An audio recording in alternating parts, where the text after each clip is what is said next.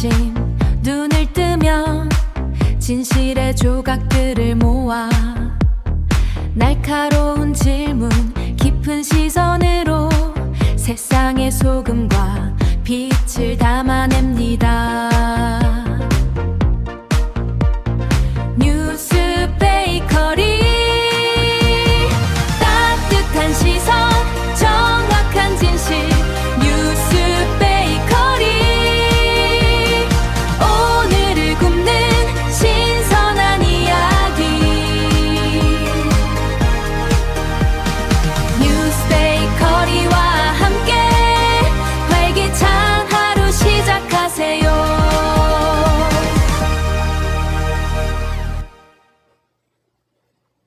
네, 또 새로운 월요일입니다. 여러분 활기차게 시작하셨나요?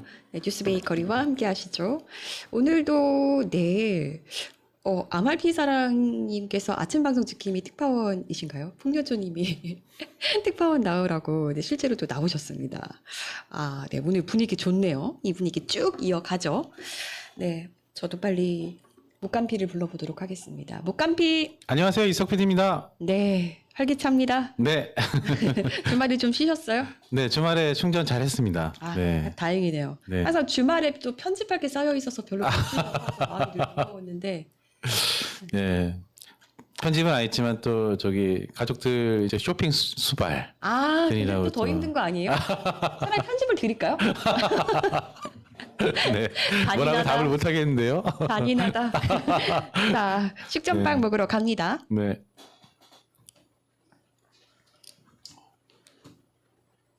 내기는 드러기 메인 요리 기다리다 현기 좀 나요 식전빵 따끈하게 드세요.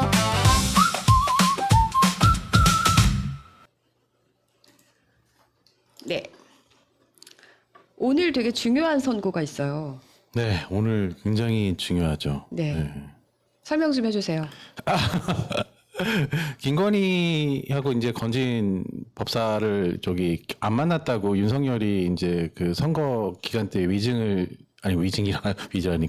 그 거짓말을 좀 했다라고 해서 이 부분에 대해서 공직선거법 위반이냐 판단 여부가 오늘 1심이 이제 선고가 되는 거잖아요. 그렇죠. 근데- 2022년 1월 17일 대선 후보 시절에 네네. 그렇죠. 저는 무속인을 만난 적이 없고요. 네. 세계일보 언급된 분은 우리 당 관계자분께서 이분이 많은 응원을 하신다고 해서 인사를 한 적은 있습니다만은 막 이러면서 네. 그러니까 배우자분과 같이 만난 게 아니고요라고 물어보니까 예 그건 아니고요 이렇게 거짓말을 했었죠. 네네. 거짓말이 드러났고 이게 지금 굉장히 중요한 이유가 있잖아요. 그렇죠. 네. 그 공직선거법 위반이니까 결국은 이제 그 일단은 그 선거 이제 그 당시에 이제 그 어떤 대선 후보로서의 자격이 없다라고 이제 판단이 되는 거예요. 선거 보조금을 그렇죠. 받았는데 그 보조금이 그거를- 이제 다 토해내야 되는 그런 상황인 거고 무려 얼마? 397억 원이죠. 그러니까요. 네.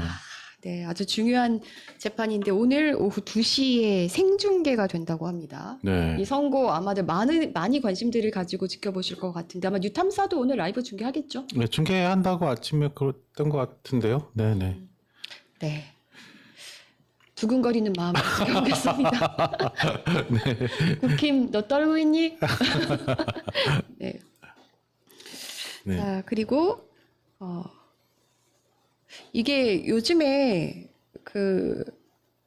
왜 경찰에서 10년 넘게 근무한 지역의 향찰들 있잖아요. 그렇죠. 그러니까 뭐 네. 판사는 향판들이 있고 또 경찰도 향찰. 네. 네. 그렇게 오래 근무한 사람들이 굉장히 많나 보더라고요.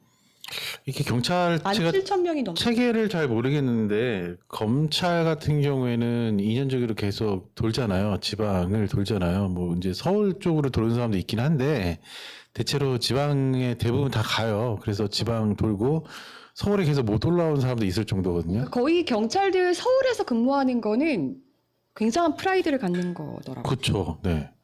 근데 이렇게 10년 동안 계속 한 곳에 근무하면 뭔가 문제도 생길 것 같은데요. 그러니까 그 지역에서 그 유착 같은 게 엄청 생길 수 있고. 네. 뭐 이의 신청도 급증했다라고 하는데 사실 저는 이의 신청이 급증하는 거는 뭐 본인이 고소고발했는데 그게 결과가 마음에 안 들면 그건 이의 신청할 수 있으니까 저는 급증할 수 있다고 보고 그래요? 적극적인 사람들이 늘어나는 거지 이렇게도 볼 수 있을 것 같은데 음. 지금 향찰 자체가 이렇게 뭐 17,000명 이렇게 많다는 것 자체가 문제일 것 같아요.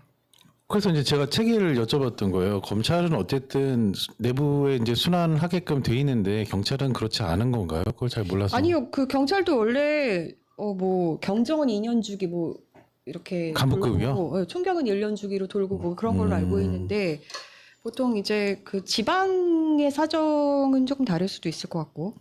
네. 그 지금 대통령이 그것도 한다고 했잖아요. 그 지자체 자치경찰제를 한다고 하는데 사실은 뭐 그러면 향찰인 분들도 거기에 해당되니까 자치경찰로서 활동을 하는 거 아닌가요? 그런 상황이면은 제가 생각했을 때는 계속 고인물이 고여가지고 문제가 생기지 않을까 그런 생각도 좀 들긴 그러니까 그 하거든요. 지역은 그 지역 유지들과 유착이게 유지되어 네. 있고 특히 그 장윤기 사건 수사팀 같은 경우도 그 박모경감이나 뭐 장윤기 그 아버지였던 장모경감 네. 그 사람들이 다 지역에서 굉장히 오랫동안 그렇죠. 향찰이었다는 거잖아요. 네네. 이 문제도 좀 살펴봐야 될 것 같습니다. 네. 네. 향판, 향찰, 뭐, 한 곳에서 이렇게 오랫동안 근무하는 사람들의 문제, 이런 걸 좀 잘 살펴봐야 될 것 같고, 근데 또 그런 것도 있어요. 보직순환이 막 계속 이루어지잖아요. 네. 그러면은 뭘 해먹고 튀는 거 아니야? 막 이런 걱정도 있는데, 근데 음. 어쨌든 이렇게 유착될 소지를 좀 끊어버리려면 계속 순환을 시켜야 될 것 같아요. 근데 이제 그게 장단점도 있다고 좀 보는 게요. 예를 들면 이제 공무원 같은 경우에는 그 경찰 말고요. 일선 공무원들 같은 경우에도 순환을 시킨단 말이에요. 근데 그 재난재해가 지방 같은 경우에 많잖아요. 이제 수해가 났는데 이제 좀 적응해서 할 만하면 또 이동, 적응해서 할 만하면 이동 이런 얘기도 그쵸. 있어요, 저희도 사실은. 취재하다 보면 그런 일들이 있죠. 네. 뭐 담당자한테 뭐 물어봤는데 그때 당시에 뭐 2년 전에 문제가 있었어. 그래서 물어봤는데 저는 그때 담당자 아니라서요. 이런 식으로 피해가고 그때 담당자한테 물어보면 저는 이제 그쪽 다 업무를 담당하고 있지 않아서 이런 식으로 피해가고. 그러니까 이제 뭐 오래 머물던 아니면 이제 순환시키던 각각 문제가 발생할 수 있는데 거기에 대해서 어떤 시스템적인 보완이 좀 필요할 것 같긴 합니다. 네. 자, 그리고 부산에서 세계유산위 백스코. 네, 백스코 지금 대한민국 관이 대박이 났다고 합니다. 그래요? 저는 이거 처음 듣는 얘기인데 좀 소개 좀 해주시죠. 네. 네. 이게 지금 대한민국 관이 입장객이 첫날에는 한 7,000명 정도 수준이었는데 네. 입소문이 나면서 뭐 26일에는 2만 명이 넘고 하루 거의 동안 네, 어마어마하게 어마어마하네요. 네, 네. 지금 세계유산위 그러니까 뭐 대한민국에 정말 좋은 세계유산들이 많잖아요. 그렇죠. 네. 우리의 어떤 전통을 알릴 수 있는 그리고 문화의 높은 그 문화의 우수성을 알릴 수 있는 이런 것들이 그 이제 관광객들 특히 세계인들한테 큰 집중을 받고 있다는 소식. 저희는 우리나라 문화 보면요, 굉장히 품격 있는 것 같아요. 제가 고품격이죠. 고품격이고 뭔가 깊이가 있고요. 굉장히 심플한데도 그 안에서 깊이가 느껴지는 것 같거든요. 그거를 세계인들도 이제는 인정하는 거 아닌가? 특히 어떤 부분 좋아하세요? 보통 우리나라에 이제 고궁이나 이런 데 가면요. 굉장히 차분해지는 오히려 저는 느낌이 들거든요. 그러니까 중국 같은 데 보면 굉장히 높고 화려하고 굉장히 현란하잖아요. 근데 어떤 절제미 내지는 마음이 차분해지는 느낌? 네, 그런 느낌들을 많이 받습니다. 저는 특히 요즘에 되게 유행이기도 하던데 그 자개 이런 거 네. 너무 좋더라고요. 그쵸, 네. 네. 네. 그래서 유네스코 세계유산센터장도 요즘에 그 종묘를 두고 이제 종묘 앞에 초고층 빌딩을 세우겠다는 오세훈의 서울시 이제 문제잖아요. 그렇죠. 근데 이제 유네스코 세계유산센터장도 종묘는 한국의 보석이다. 개발도 절차, 가이드라인 따라야 한다. 이렇게 말을 했습니다. 오세훈은 들으라. 자, 네. 이렇게 이걸- 한국관도 붐빌 정도로 세계적으로 인정받고 그런데 사실 이런 것들이 오히려 강점이고 랜드마크잖아요. 네. 이걸 오히려 더 보존하고 잘 발전시킬 생각을 해야지. 그거를 그 초고층 건물은요 어느 나라 가도 있잖아요. 사실 우리나라가 아무리 이렇게 세워도 사실 두바이 같은 데 또 가보면 엄청나거든요. 그게 강점이 될 수도 있지만 안 될 가능성도 높지 않을까요? 오히려 더? 예, 문화유산을 지키는 게 나라의 어떤 장점이고 또 살려야 될 건데 그 어떤 이건 개인적 욕망이 앞설 그리고 건 거 아닐까 싶기도 합니다. 말 네. 그대로 세계 문화유산이잖아요. 그쵸. 그러면은 네. 이제 대한민국에 존재하지만 세계인의 그 이제 문화유산으로서 우리가 잘 보존하고 지켜야 될 책임과 의무가 있는 건데 네. 지금 본인이 뭔데 멋대로 그거를 훼손을 할 생각을 합니까? 그 앞에 초고층 빌딩 세워가지고 그런 게 너무 그러게 화가 말입니다. 네. 나죠. 세운 4지구 재개발 사업 이제라도 포기를 해야 될 텐데요. 그러게 말입니다. 네. 그럴 마음이 없어 보이더라고요, 아직까지도. 네. 자, 그리고 장동혁 씨가 이 대통령이 이제 전자투표를 언급을 했더니 장동혁 저기 어느 당 대표시죠? 고양이에게 생선을 뭐 이런 거예요. 그러니까 이분은 이렇게 자기 얘기를 남 얘기하듯 하죠. 그러게 말이에요. 물 한 번 내립니다. 네, 물 한번 내릴게요.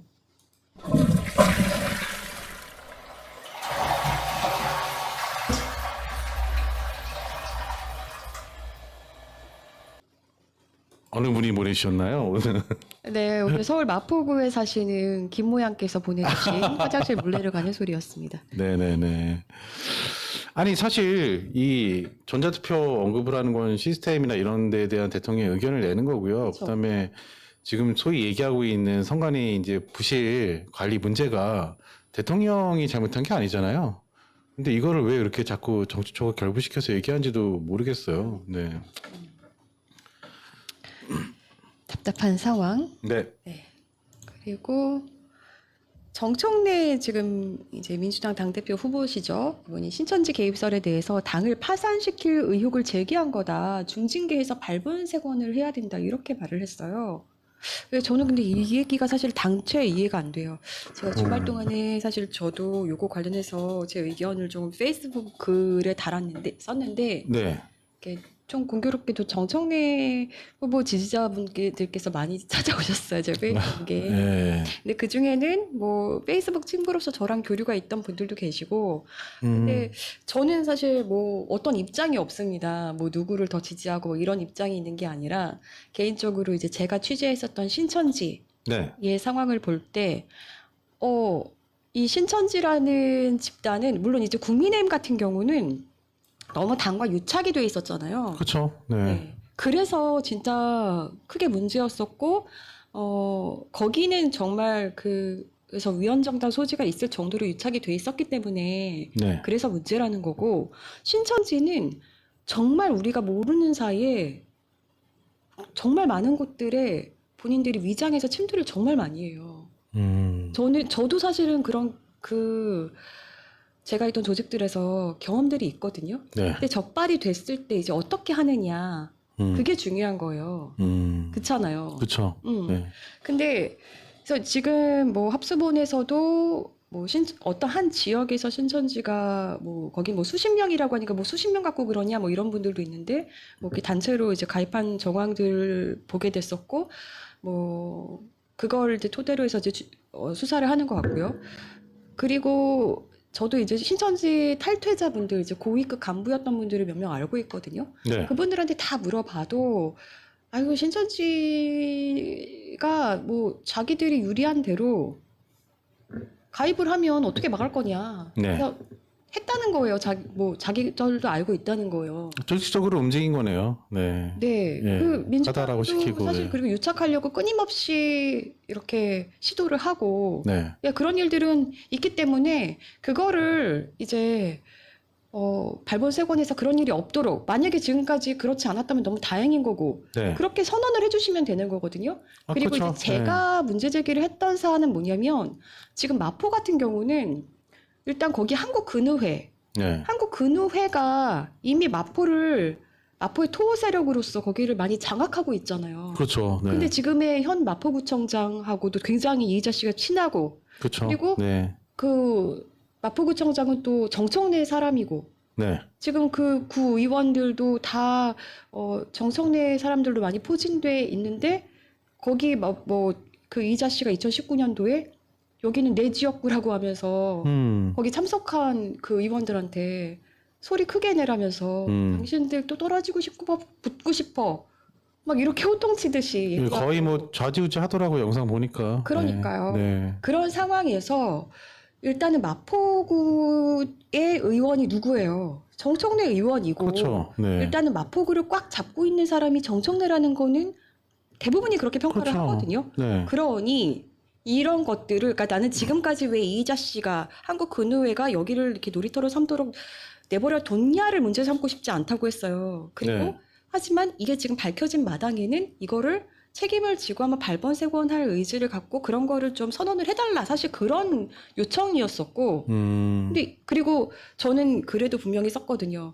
신천지가 워낙에 위장에 능하고 춤추가에 능하기 때문에 누군가 만약에 뭐 신천지인과 뭐 사진을 한 장 찍었든 뭐 하든 뭐 그런 것만 단편적인 것만 가지고 저 사람 신천지야 이렇게 쉽게 낙인 찍어버리면 안 돼요. 네, 그거는 되게 위험한 거죠. 그래서 저도 정청래 의원에 대해서 함부로 신천지다라고 말해서는 안 된다.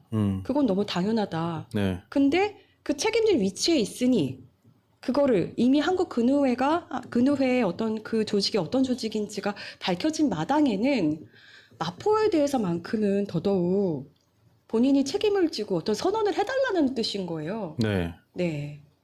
그런데 그 글에 이제 많이들 화가 나셨더라고요.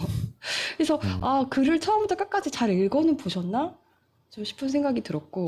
아니 헤드라인에도 보면요 중징계 발본색원해야 이렇게 돼 있는데요. 누구를 중징계한다는 얘기인가요? 그러니까 신천지 개입설을 주장한 사람들을. 아니 그런데 오히려 그러면 돌아보고 만약에 신천지가 있다면 그 사람들을 중징계해야 되는 거 아니에요? 요건 한번 다시 읽어볼게요. 네. 설마 그 신천지를 중징계한다는 거겠죠? 아 그러니까 이제 헷갈리는 거예요. 저는 생각했을 때 당을 예를 들면 신천지가 들어왔으니까 한번 점검해야 된다라고 말하는 사람들이 있을 거 아니에요. 네. 그럼 그 사람들이 잘못한 건가요? 저는 그런 건 아닌 것 같거든요. 그리고 신천지가 후시탐탐 어쨌든 누군가한테 유착을 시도할 수 있기 때문에 그런 것들에 대해서는 당에서 굉장히 신경을 곤두세우고 신경을 쓰겠다라고 그냥 그렇게 얘기를 하시면 되거든요. 그러니까 헤드라인은요. 신천지가 있다면 당에서 철저하게 뭐 이제 검증하고 찾아내고 이렇게 하겠다라고 해야 되는 건데 중징계해야 된다고 하니까 저는 이런 오해도 불러일으킬 수 있다고 생각해요. 이틀 막 하겠다라는 거냐, 뭐 이런 식으로 들릴 수도 있을 것 같아서, 네. 그게 참 좀 이상합니다. 제 생각에. 네. 네. 당을 이렇게 말했어요. 연합뉴스와의 인터뷰에서 신천지 개입설은 당을 위헌 정당으로 빠뜨릴 수 있다며 당을 구하는 심정으로 가장 강력한 방법으로 응징할 것이다. 아, 그러니까 이게 무슨 어딩인지 이해가 안 간다고요. 그러면 신천지를 몰아내겠다라는 건지. 아니, 그러니까 신천지가 자기들 멋대로 들어갈 수도 있다니까요. 그리고 그렇죠. 어떤 그거 보험용으로 생각하면 아, 국민의힘만 들어갈 수 있겠어요. 그치, 그리고 민주당 들어갈 수 있지. 후보들마다 접근도 할 수 있어요. 근데 그게 네. 신천지인지 모르고 처음에는 그러니까 뭐 그러자 정치인들 신천지 봉사단체나 이런 데들 진짜 모르고 엮이거나 그러실 수도 있어요. 아니, 그러니까 이거를 그럴 리가 없다라는 걸 전제로 해서 이걸 언급하면 가만히 있지 않겠다예요. 그러니까 저는 약간 이 헤드라인 자체가 좀 이해가 안 가거든요. 내지는 당이 만약에 그런 식이라고 한다면 오히려 그게 더 문제라고 봅니다. 왜냐하면 신천지가 있을 수 있으니까 이런 부분에 대해서는 찾아보고 조치를 하겠다라고 하는 게 맞는 그러니까 거지. 지금 다들 그 워딩을 기대하는 건데 네. 그리고 민주당의 신천지가 개입한 그 건과 국민의힘과 유착된 건은 결이 좀 달라요. 그렇죠. 이걸로 네. 위헌정당이라고 지금 얘기할 수가 없거든요. 근데 오히려 그 발언을 함으로써 민주당을 더 위험에 빠뜨리는 모양새예요. 그러니까요. 네, 그래서 저는 이 지점 되게 뭐를 이해할 지키려고 수가 하는 없어요. 건지 이해가 안 가요. 네, 이해할 수가 없습니다. 네. 뭐 이거는 어쨌든 특히 이제 종교 취재를 많이 했던 제 입장에서는 굽힐 수 없는 소신입니다. 이거 아닌 건 아닌 거예요. 진짜 아닌 건 아닌 네, 겁니다. 아닌 건 아닌 거예요. 네. 네. 자. 요즘에 이제 정치 상황들, 그러니까 저는 사실 정치 얘기 진짜 너무 머리가 아프고 소화가 안 돼서 별로 하고 싶지도 않은데, 이거는 또 그쵸. 뭐 그런 유무를 떠나서 그냥 생각했을 때도 이건 아닌 건 아닌 것 같아요. 네. 그리고 개인적으로 저는 제가 이제 신천지 피해자분들을 과거에도 이제 취재를 해본 적이 있단 말이에요. 네.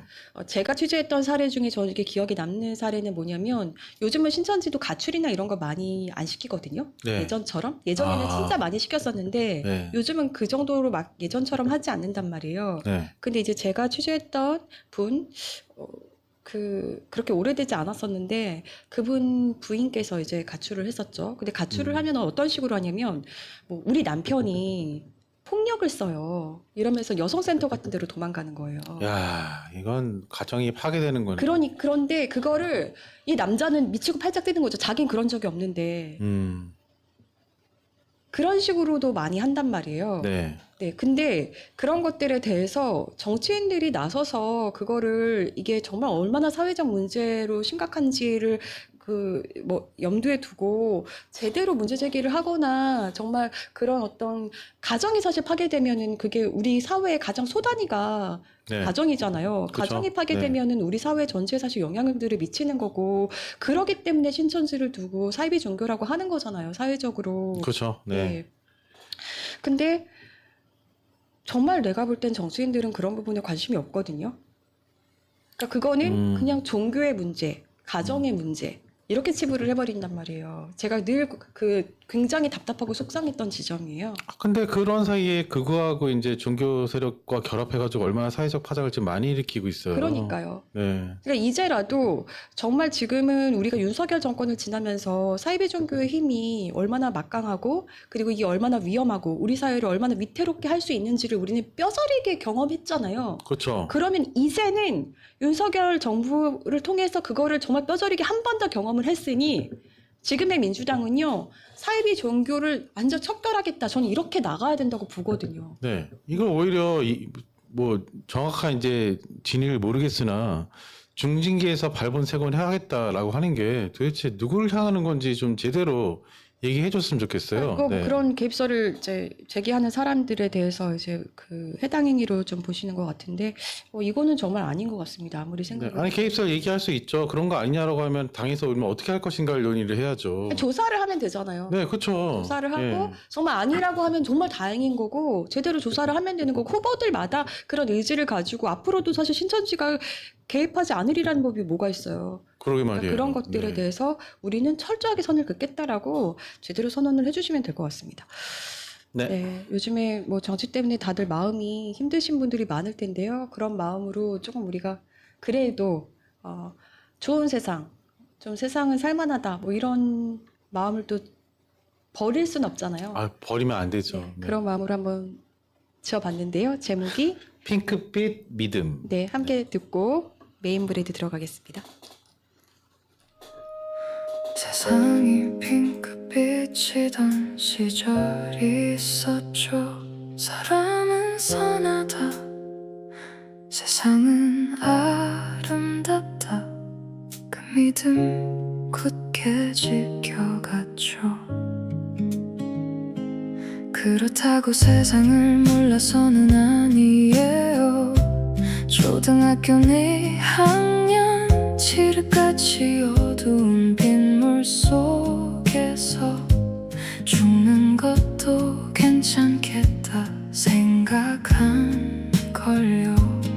사람은 믿을 대상 아니라 그저 사랑할 대상이라 생각한걸요. 그래요, 난의 어른 소리를 듣고 자랐어요. 그런데도 놓지 못했죠. 세상은 선하다, 아름답다. 그 믿음 버리지 못했죠. 그런 내가 너무 순진했나요? 그런 내가 틀렸나요? 아파도 난 아직 믿어요. 밤을 지나 아침이 와도 새롭지 않아요. 창가에 앉아도 숨은 자꾸 얕아지고 가슴은 자꾸만 멀어져요. 봄, 여름, 가을, 겨울 계절이 바뀌어도 내 안의 온도는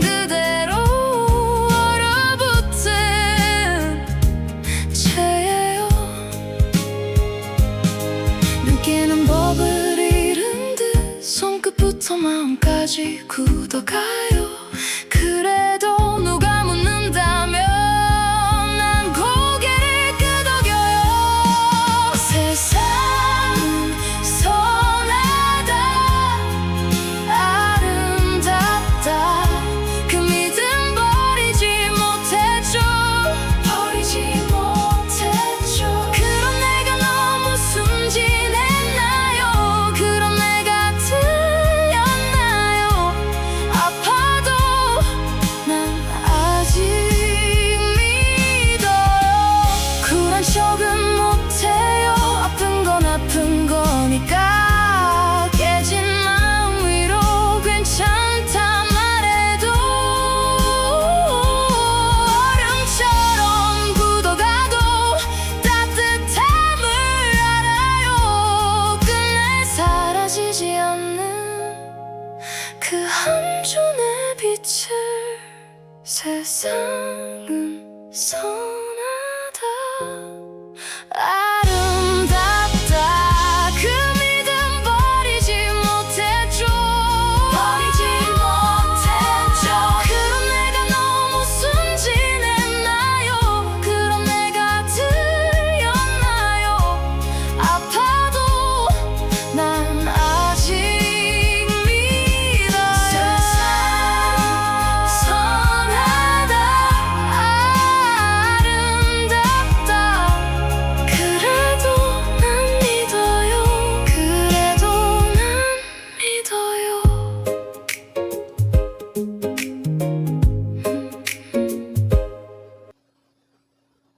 네, 핑크빛 믿음 함께 듣고 오셨습니다. 노래 좋다고, 그쵸? 박사만 제가 했고요. 작곡은 우리 순호가 해줬습니다.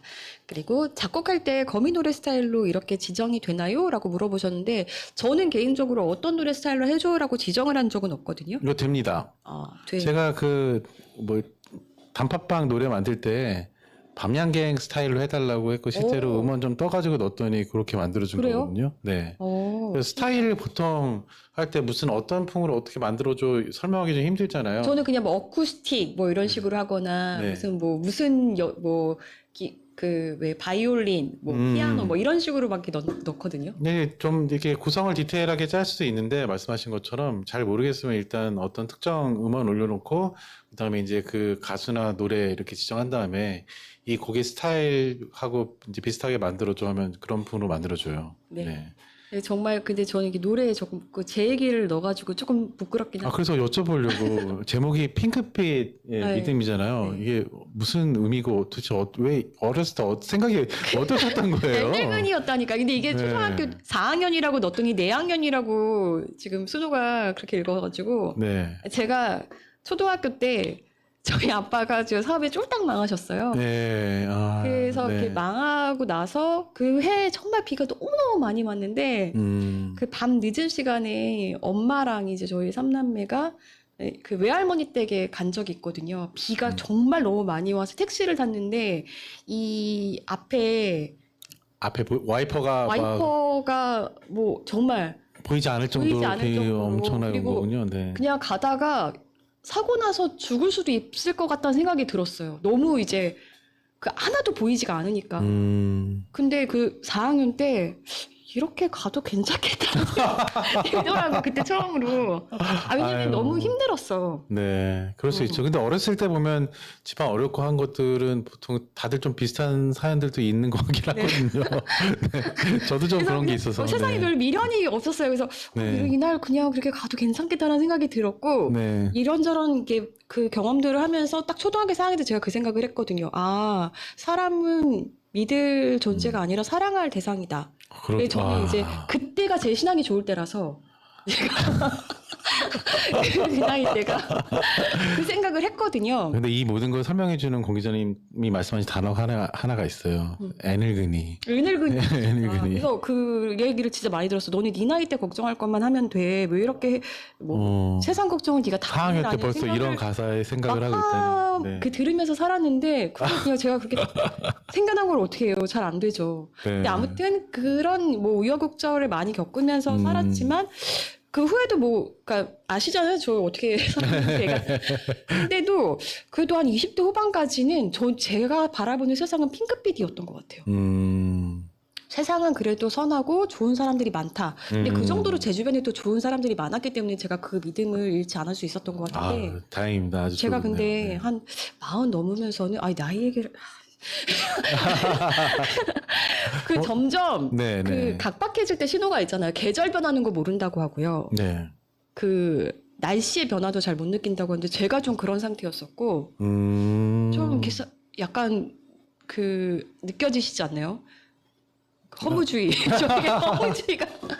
근데 다시 이제 그때 마음을 생각하면서 네. 아, 이 핑크빛 믿음을 저버리지 말아야겠다라는 그 저만의 좀 각오 이런 거를 생각하면서 좀 지은 노래입니다. 네네. 네. 네, 그때부터 생각이 깊었다기보다는 진짜 그냥 애늙은이였어요. 네, 막 저는 그 진짜 친구들 보고도 막 그랬다니까요. 너 커서 뭐가 되려고 그러니? 막 이러면서. 걔네들 나보다 다 잘 됐어. 네. 아, 정말 애늙은이였습니다. 네네. 네.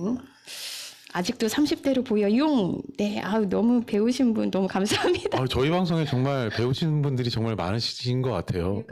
아, 근데 진짜 나이만 들었지 계속 철은 없다니까요. 그러니까 어릴 땐 오히려 애늙은이였잖아요. 아, 근데 저도 근데- 제가 사실 어른이라고 생각해 본 적이 별로 없어가지고요. 근데 네. 이게 정신 연령이 그때랑 비슷한 것 같아요.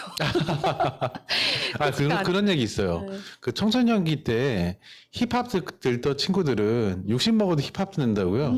저 청소년기 때 저는 헤비메탈 들었거든요. 아, 진짜요? 지금도 헤비메탈 듣거든요. 그러니까 별로 청소년 때 저 뭐 들었을까요, 저는? 발라드? 저 CCM 들었어요. 아멘. 아멘. 아, 네. 정말 너무 재미없다. 네. 자, 메인 무레드 갑니다. 꽉 찬 침샘 자극볼론 시작 오늘의 가장 깊은 이야기 속으로 메인 브레드 네. 아, 부끄럽네요. 네. 샐러드빵 들어가겠습니다. 아, 우리 이주석 PD님이 또 무거운 주제를 가지고 오셨어요. 아, 제가 뭐 하다 보니 계속 부동산 얘기를 뭐 두 번에 한 번 꼴로 계속 하고 있는. 근데 안 할 수가 느낌인데요. 없죠. 많은 네. 분들이 관심사일 거예요. 네. 저는 아예 이제 부동산이 없기 때문에 진짜 관심을 만약에 이 직업이 아니었으면 더 안 가졌을 텐데요. 네. 그러든지 말든지. 뭐 이래요. 저도 뭐 제사세를 굉장히 적게 내는 입장에선 네. 어쨌든 뭐 부동산에 이제 좀 관심이 좀 가지는 분도 있는데 일단 저번 주에요. 그 7월 23일이잖아요. 네. 그 부동산 대토론회가 있었잖아요. 맞아요. 네네. 그래서 이제 이때 참석한 인원이 아마 140명이었을 거예요. 이때 이제 굉장히 이제 여러 가지 의견이 나왔는데 경론이 있었거든요.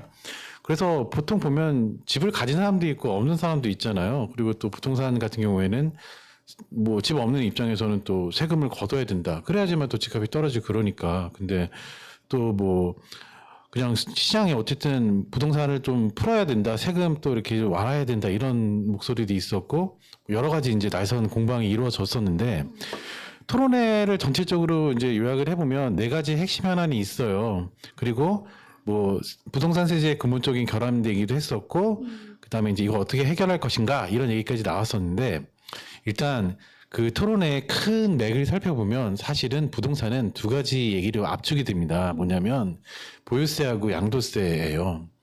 그걸 어떻게 할 것인가에 대한 얘기를 그날 굉장히 이제 얘기가 많이 오고 갔던 거죠. 일단은 이 네. 대토론회에서 나왔던 네. 핵심 현안 몇 가지였는지 뭐 요거부터 조금 한번 짚어볼까요? 한 4가지 정도 나왔던 것 같아요. 네네. 네. 화두가 4가지로 좀 드러났는데 일단은 부동산 세제 문제 얘기가 나왔어요. 뭐 당연히 이제 부동산 세제는 세금 얘기잖아요. 그래서 이제 투기를 억제해야 되는 쪽의 얘기가 있었고 거래를 아니면 정상화해야 된다. 이건 부동산을 활발하게 거래할 수 있도록 세금을 완화해야 된다. 뭐 그런 얘기겠죠. 그래서 이제 보통 부동산 같은 경우에 문제가 뭐냐면 사실 부동산이 불로소득이잖아요. 왜냐면 우리는 사실 인간은 일을 하고 이렇게 일을 통한 어떤 이제 노동의 대가를 받는 게 이제 보편적인 건데 부동산은 어쨌든 한번 투자를 하면 일하지 않아도 계속 들어오는 수익이니까 그런 부분에 대해서는 이제 세금이 공평하게 먹여져야 되지 않냐. 그래서 이제 더 무겁게 세금을 내려야 된다는 강경론이 있는 거예요. 그런 반면에 이것도 사실은 개인의 자산으로서 투자를 하는 거니까 이런 부분에서 투자에 대한 것들을 인정을 해줘야 된다. 그리고 경기 활성화를 위해서라도 부동산을 풀어줘야 돼. 뭐 그런 얘기가 있습니다. 그래서 네. 이런 것들 세금을 풀기 위해서 양도세나 취득세를 완화해서 퇴로를 열어줘야 된다. 이런 현실론이 팽팽하게 맞선 일단 부동산 세제 문제가 있었고요. 두 번째는 이제 주택 공급이나 정비 사업 문제가 있어요. 보통 계속 부동산 하면 사람들이 생각하는 게 뭐냐면 아파트 위주의 공급 얘기만 계속 합니다. 맞아요. 근데 이게 굉장히 획일적인 부분이고 사실은 살 집을 공급한다는 의미에서는 여러 가지 형태가 있거든요. 이것도. 그래서 민간 임대사업자를 육성해야 된다는 어떤 그런 얘기도 있었고 또 한편으로는 보면 요즘에 집을 못 짓는 이유 중에 하나가 뭐냐면 공사비가 폭등했다는 얘기가 있거든요. 근데 이날 나왔던 얘기가 뭐냐면 공사비라는 것도 사실 담합해서 공사비가 그래서 올라간다는 얘기가 있어요. 뭐냐면 공사에 드는 어떤 인건비라든지 아니면 인건비보다 더 심각한 건 뭐냐면 그 재료비 있죠. 건축비 같은 게 좀 담합해서 이제 올라간 소지도 있으니까 이거를 좀 차단해야 되는 거 아니냐. 뭐 이런 얘기까지 좀 나왔습니다. 그리고 이제 그 주택 공급이나 정비 관련해서 또 나온 얘기는 뭐냐면 뭐 재건축이나 재개발 속도를 좀 높여야 된다. 뭐 이런 현장의 목소리도 있었고요. 세 번째는 이제 대출이나 금융규제에 관련된 얘기입니다. 이것도 저희가 이제 계속 보도에서 다뤘던 내용인데 그렇죠. DSR 규제 같은 경우에 뭐 어쨌든 깐깐해졌는데 사실 저희가 다뤘던 내용은 뭐예요? 그게 사실은 나라에서는 이미 어떤 DSR 규제가 있음에도 불구하고 이제 대출을 할 수 있는 여지들을 많이 만들어 놨단 말이에요. 근데 은행권이 좀 대출을 이제 총액을 이제 제한하는 부분이 있으니까 고소득자들의 어떤 마이너스 성장을 유지해 주니라고 대출 제한이 있는 부분이 있다라는 얘기도 했었잖아요. 네네. 네, 그래서 어쨌든 그런 부분에 대한 문제들을 이 당시에 또 제가 이 토론을 봤는데 기억났던 게 신혼부부 관련해가지고 대출이 너무 어렵다 뭐 이런 얘기도 있었거든요. 그래서 이런 뭐 대출이나 금융규제 관련된 얘기도 활발하게 나왔습니다. 그리고 이제 마지막으로는 대통령의 정책 기조가 있는데 대통령은 단호한 부분이 있어요. 뭐냐면 투기는 억제하겠다. 투기는 억제해야겠다. 왜냐하면 사실은 부동산 문제가 본인의 어떤 지지도나 이런 부분에도 상당히 영향을 끼치는데 본인은 그런 정치적 손해를 감소하더라도 어쨌든 대비를 해야 된다. 보유세를 뭐 맹목적으로 올린 게 아니라 이렇게 얘기를 했어요. 보유세를 현실화하겠다.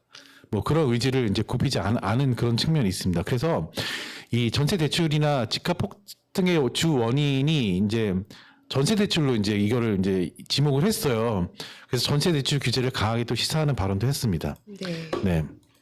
근데 결국은 이 다음 슬라이드 보면요. 부동산 문제는 뭐냐면 보유세나 양도세를 어떻게 조절할 것이냐의 문제인 거거든요. 이제 부동산의 세금을 살펴보면 총 3개로 구성돼요. 뭐냐면 처음에 취득세가 있고요. 취득세. 그다음에 보유세, 양도세 이렇게 3개로 구성이 돼요. 살 때 가지고 있을 때 네. 팔 때. 근데 이제 취득세라는 거 어쨌든 이제 처음에 사니까 당연히 내야 되는 건데 보유세나 양도세는 굉장히 이제 나라에서 어떤 그 때마다 조정하는 측면이 있거든요. 부동산 경기에 따라서 조정을 하는데 한쪽을 올리면 한쪽을 내린다든지 이런 식으로 조율하면서 올리는 그런 성격의 세금인 거예요.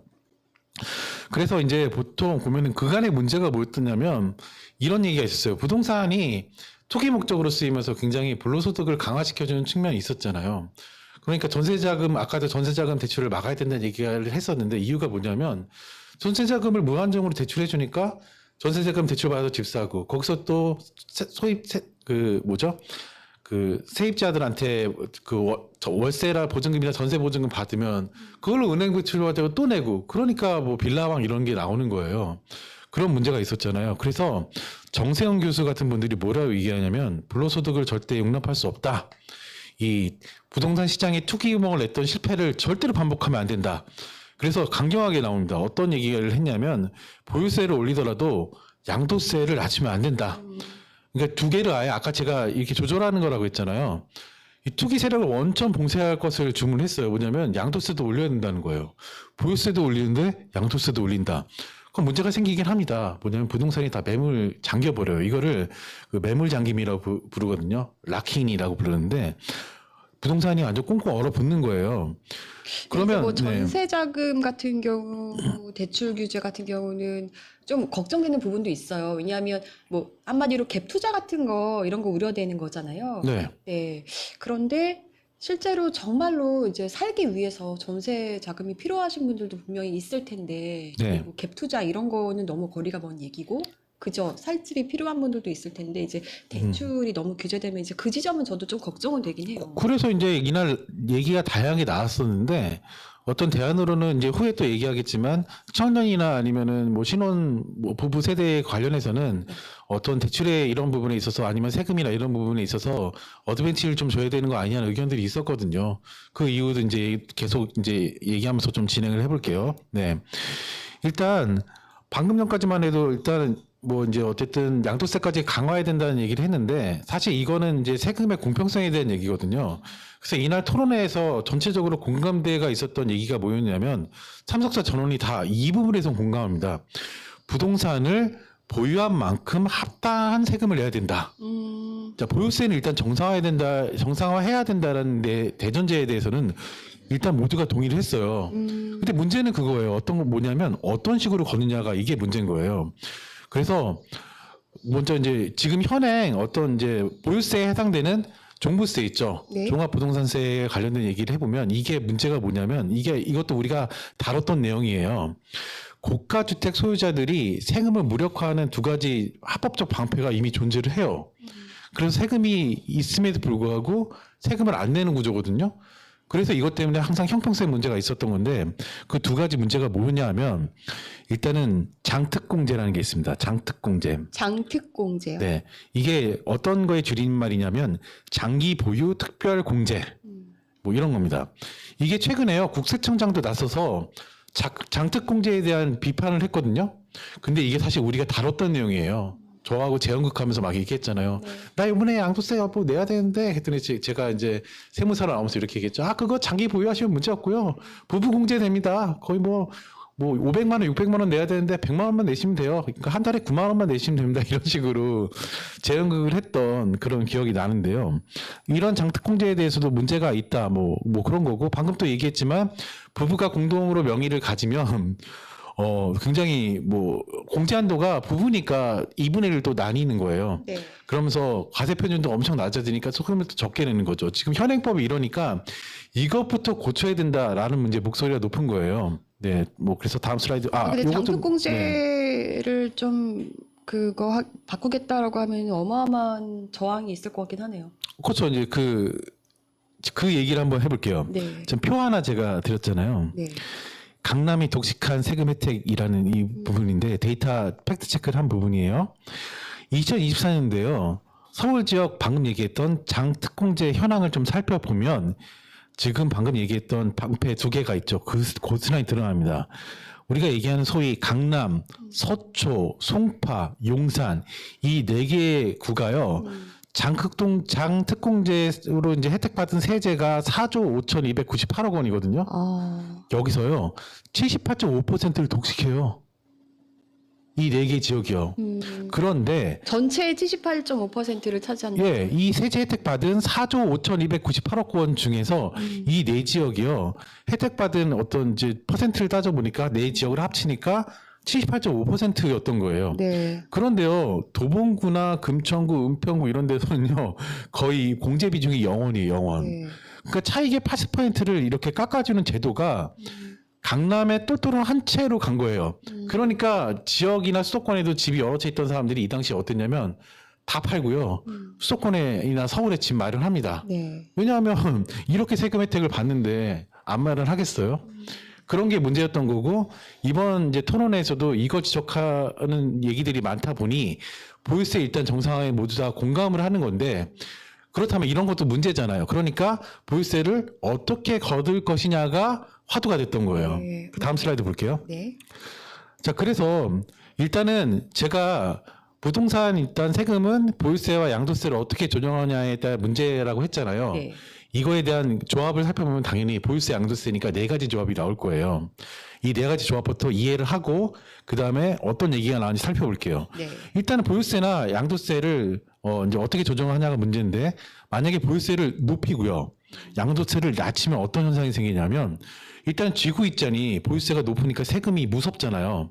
그리고 나갈 문은 굉장히 열려 있는 겁니다. 네. 그러니까 일단 이 상태에서는요, 매물이 폭증하고 가격이 안정되는데 이게 우리나라에 적용되는 모델만 아니에요. 왜냐하면 방금도 말씀드렸지만 양도세에서 빠져나갈 구멍들 같은 것들도 엄청 많아요. 네. 그러니까 이걸 조정하자는 얘기가 일단 있는 겁니다. 두 번째는 보유세도 높고 양도세도 높아요. 이건 세금도 무겁고 나가는 문도 닫혀 있고 이런 거잖아요. 양도세라는 게 나가는 문이잖아요. 그렇죠. 그러니까 다주택자한테는 버티기가 힘드니까 세금을 누구한테 전가시키냐면 세입자한테 전가하는 거예요. 그렇게 돼. 네, 그렇게 됩니다. 이걸 이제 지금 이제 현재 동맥경화 상태라고 부르고요. 그다음에 이제 보유세도 낮고 양도세가 만약에 높다면 세금 부담은 없으니까 안 팔고 계속 지고 있는 거예요. 소위 얘기하는 존버 모드가 됩니다. 존버. 아시죠? 존버 문제. 네. 그다음에 마지막에 이제는 보유세도 낮고 양도세도 낮다면 거래는 자유로운데 투기자본이 부동산에 무한정으로 쏠리는 거예요. 그렇게 되겠죠. 이게 보수 언론이나 이런 쪽에서 요구하는 요구하는 겁니다. 네, 부동산으로 경기 활성화 시켜야 된다라고 무작정 요구하는 거예요. 그럼 이번 토론회에서는 어떤 게 가장 적합하다라고 좀 의견이 모아진 게 있어요? 예, 일단 이런 부분에서 다양한 의견들이 나왔었는데요. 일단은 집값을 좀 잡고 무주택자한테 그 매물을 공급하려면 강한 푸시, 예를 들면 보유세를 높이고 양도세를 낮춰야 되는 정책이 필요한데 방금도 말씀드렸지만 양도세 자체가 형평성에 안 맞잖아요. 이런 이슈가 크니까 이 딜레마를 풀려고 여러 가지 모델들이 이라는 토론회에서 제시가 된 거예요. 네. 구간적으로 이제 좀 얘기를 해보면요. 이제 안장원이라는 기자분이 이런 얘기를 했어요. 양도소득세 관련해서는요. 지금 현재 과세 표준이 어떻게 돼 있냐면 10억을 초과하잖아요. 네. 그러면 이제 45%라는 세금 세율이요. 최고 구간인데 이걸 더 위에 더 만들자는 얘기예요. 10억 원을 초과해서 예를 들면 15억 원이든 20억 원이든 새로운 최고 세율 구간을 신설을 해서 세율을 좀 높일 필요가 있다라고 제안을 했고, 그러니까 이 얘기가 뭐냐면 고가주택, 내가 비싼 주택 갈수록 세금을 내되 이것도 조세 저항이 있을 거 아니에요. 일률적으로 올려버리면. 그러니까 이 세율 구간을 그라데이션 방식으로 해가지고 서서히 올려주되 어쨌든 비싼 집 가진 사람들은 세금을 더 내게 하자라는 게 핵심인 거예요. 그래서 또 여기에 대해서는 또 그런 조세 저항도 있을 수 있잖아요. 내지는 이중과세 문제도 있을 수 있어요. 왜냐하면 나는 보유세에서 냈는데 양도세에서 또 세금을 내느냐. 그러니까 이분이 얘기했던 게 뭐냐면 내가 보유세를 낸 것만큼 나중에 집을 팔 때 양도세에서 보유세에서 낸 비용을 좀 깎아주자는 얘기를 합니다. 그러니까 조세 저항도 완화하고 이중과세를 방지하자라는 얘기를 이분이 했어요. 이런 의견이 일단 있었고, 두 번째는요. 김희준 씨라는 분이 얘기한 건데 이분이 공인중개사협회 지회장이에요. 근데 이게 저는 처음에 오해를 했어요. 뭐냐면 이분이 뭐라고 얘기했냐면 종부세 폐지하자는 식으로 얘기합니다. 그러면 잘 모르면 아니 종부세를 폐지하라는 건 세금을 내지 말라는 얘기야? 그리고 언론 보도가 이렇게 단편적으로 나와서 놀랐는데 자세히 살펴보니까 그런 얘기가 아니고요. 종부세를 폐지하는 대신에 재산세를요 금액대별로 세분해야 된다는 얘기예요. 그것도 뭐냐면 이분 얘기대로 한다면 그러면 내가 비싼 집 가지고 있으면 세금 많이 내라는 얘기예요. 역시 이것도 오히려. 네. 그러니까 세금을 여러 구간으로 나누어서 차등 적용하자. 뭐 지금 뭐 예를 종부세부터 시작해가지고 세금도 여러 가지가 있잖아요. 복잡하니까 이분 얘기는 뭐냐면 다 없애라. 대신 집 가진 것만큼 차등 구간 만들어가지고 세금 더 많이 내. 근데 약간 우려되는 지점이 있는데요. 29억 원과 30억 원의 차이는 어떻게 할지가 저는 궁금하더라고요. 그거 딱 잘라서 하면 그러면 집값을 허위로 신고할 수 있잖아요. 그렇죠. 30억 몇억 원인데 29억 원 딱 서로 짜가지고 담합해서 신고하고 뒤로 또 서로 이중계약할 수도 있잖아요. 그렇죠. 그러니까 이런 부분에서는 아까 안장원 씨가 얘기했던 세금 구간에 그라데이션 되는 어떤 차등 세율을 적용하는 부분도 좀 중요할 것 같고요. 뭐 일단은 뭐 이런 얘기들이 좀 나왔습니다. 그리고 이제 또 마지막으로는 이제 공제 혜택의 어떤 한도를 설정하자는 얘기인데 이게 오정현 조세재정연구원 본부장이 이제 얘기한 거예요. 과세 이제 이분도 집중되는 부분이 뭐냐면 초고가 주택의 과세 형평성을 위해서 어떤 이제 한도를 부여하자는 얘기입니다. 뭐냐면 양도세가 지금 혜택 받는 부분이 뭐냐면 아까도 얘기했던 장특공제나 아니면 부부공제 같은 경우에 이런 부분이 해당되면 양도세를 무려 80%나 혜택을 받아요. 네. 이런 부분들에서 명확한 한도를 주자. 그러니까 무작정으로 80%를 깎아주는 게 아니라 어떤 특정 한도를 넘어가 버리면요. 네. 아무리 장기 보유자라 하더라도 혜택을 주지 않거나 줄여야 된다는 그런 얘기를 하는 겁니다. 그래서 혜택의 상한선 캡을 두거나 아니면 페이지 아웃이라고 해서 아예 혜택 자체를 주지 말자 이럴 정도로 강하게 얘기하시는 분도 있었습니다.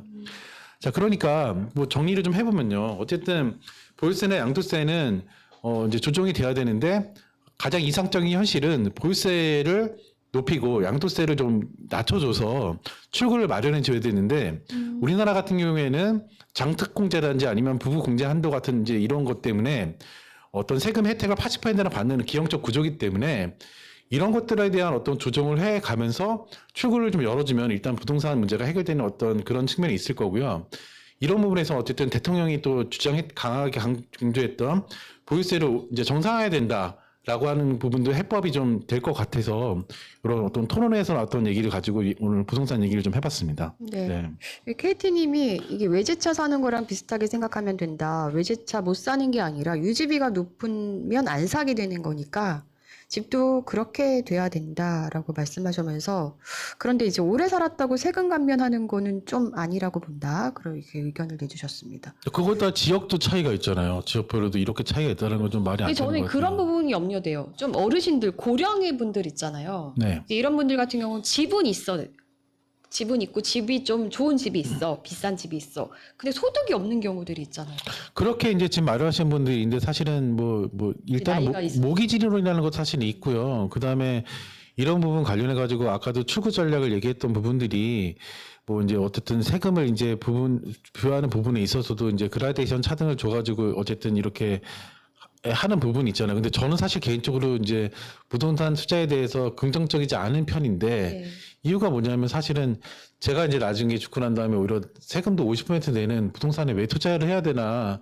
사실 부동산이 어떤 투기 형태로 어떤 그런 것들만 아니라면 사람들이 사실 정상적으로 살 집을 사서 그냥 자연스럽게 세금 낼 것도 내고 아니면 뭐 자식들한테 물려준다면 정당하게 세금을 내고 물려준다는 이렇게 갈 것 같은데 그런 게 안 되니까 지금 토론회에서 나왔던 여러 가지 이런 문제들조차 쏟아지고 있는 거거든요. 그러니까 일단은 그런 부분에서는 부동산의 어떤 세금이라든지 이런 부분들이 정상화되는 게 가장 저는 시급하다고 봐요. 그 대통령 얘기한 것처럼 보유세나 이런 게 정상화되면 자연스럽게 이런 부동산 문제도 해결되고 그다음에 뭐 이제 집을 가지고 있던 분들도 여러 가지 다양한 출구 전략을 세울 수 있을 거예요. 모기지론을 내놓던 아니면 뭐 이제 세금 혜택을 받으면서 이런 부분에 대해서 좀 정리를 해서 이제 그 노후 자금을 마련한다든지 그런 것들이 좀 마련되지 않을까 싶긴 합니다. 저는 네. 개인적으로는 월세도 조금 지금 너무 높잖아요. 그렇죠. 좀 낮아줘야 되지 않나. 왜냐면 이제 전세조차도 이제 목돈 마련이 어려워서 월세를 살 수밖에 없는 분들도 특히 청년층이 되게 많을 거 아니에요. 네. 근데 지금 특히 서울은 월세가 너무 비싸고 네. 그 월세를 내다 보면 진짜 돈을 모을 수가 없어요. 절대. 헤어나올 수가 없어. 그래서 이제 아까 이제 우려했던 부분이 보유세라든지 양도세가 모두 높을 경우에 이제 주인들이 세입자한테 전가시킨다고 했잖아요. 그러니까요. 그러니까 이런 어떤 보유세를 올린다 하더라도 세입자한테 어떤 월세를 내는 부분에 있어서는 또 굉장히 어떤 정책들이 좀 잘 마련돼야 될 것 같은 게 그러니까요. 네. 이 부분에서 토론에서 또 젊은 어떤 신혼부부층이 나와서 막 이런 얘기도 했었단 말이에요. 그러니까 얘기가 나온 만큼 잘 어떤 이제 정책이나 시스템이 마련되기를 정말 간절히 빌 뿐입니다. 네. 그러니까요. 네. 좀 토론회가 이번 한 번만으로 뭐 이게 정리가 될 것 같지는 않아요. 이게 이후에 또 이제 연다고 했는데 그때는 대통령이 참석하는 아니고 국무총리 주재의 또 토론회를 또 한다고는 했어요. 근데 이제 저는 좀 긍정적이라고 보는 게 또 참석했던 모든 사람들이 이제 그나마 인정했던 부분이 보유세에 대한 어떤 혜택을 더 걷어야 된다는 게 이제 보편적 의견이었다는 게 정말 저는 다행이라고 생각해요. 저는 그 부분은. 이재명 정부에서 가장 근데 긍정적인 부분은 이렇게 계속 함께 참여해서 토론을 할 수 있다는 건 정말 긍정적인 거예요. 맞아요. 항상 네. 어떤 정부든 우리는 그냥 모르는 상태에서 항상 정책이 정해지고 그냥 거기에 대해서 누군가는 또 불만 갖고 누군가는 또 무관심하고 이렇잖아요. 네. 근데 이렇게 함께 참여해서 토론 같은 것들을 계속 할 수 있는 장이 열린다는 거는 굉장히 긍정적인 것 같고요. 이게 좋은 모델이죠. 왜냐하면 이렇게 토론을 하니까 이제 아래로 흘러서 이제 다른 이제 지자체에서도 어떤 정책을 결정할 때 이런 식으로 오픈해서 정책하는 경향들이 생겨날 거 아니에요. 저는 좋은 것 같습니다, 굉장히. 네. 네, 부동산 정책은 또 실패하겠네라고 말씀도 하셨는데, 그러니까 이게 실패하는 방향으로 가는 게 아니라 모두가 성공하는 방향으로 갈 수 있도록. 근데 그게 이제 부동산에 대한 욕심들을 조금 다들 버려야 사실 이 정책은 저는 성공할 수 있다고 보거든요. 예, 맞습니다. 부동산으로요. 경기가 절대 보양되지 않아요. 그런 부분들은 좀 잘 알고 이렇게 했으면 좋겠어요. 네. 네, 다음 이슈 보겠습니다. 네. 추락한 도덕성과 침묵의 카르텔, 혈세 챙긴 범죄자와 브레이크 없는 수사 권력이라는 주제인데요. 요거 최영중 전 청주시 의원 얘기 가져오셨죠. 기가 막혀요. 이거 네. 저 기사 이제 쓰다가 정말 보면서도 혀를 끌끌 차는 그런 저 깜짝 놀랐어요. 상황이었는데. 미성년자들을 건드린 거잖아요. 네, 이게 이게 스토리를 좀 설명할 텐데 초유의 사태였던 게 시의원이 임기 개시하자마자 15일 만에 자진 사퇴를 해요. 얼마나 큰 죄를 졌길래? 일단 그것도 이제 개인 성범죄를 넘어서 일단 4가지 문제가 돼도 되는데요. 뭐 어떤 정당의 어떤 부실 공천 문제부터 시작해가지고요. 또 이분이 15일 일했는데 세금 챙겨가지고 가거든요. 그러니까 월급 받았어요. 그 다음에 이제 선거 비용도 보존받고 그런 먹튀 관련된 법적 허점 문제도 있고 예.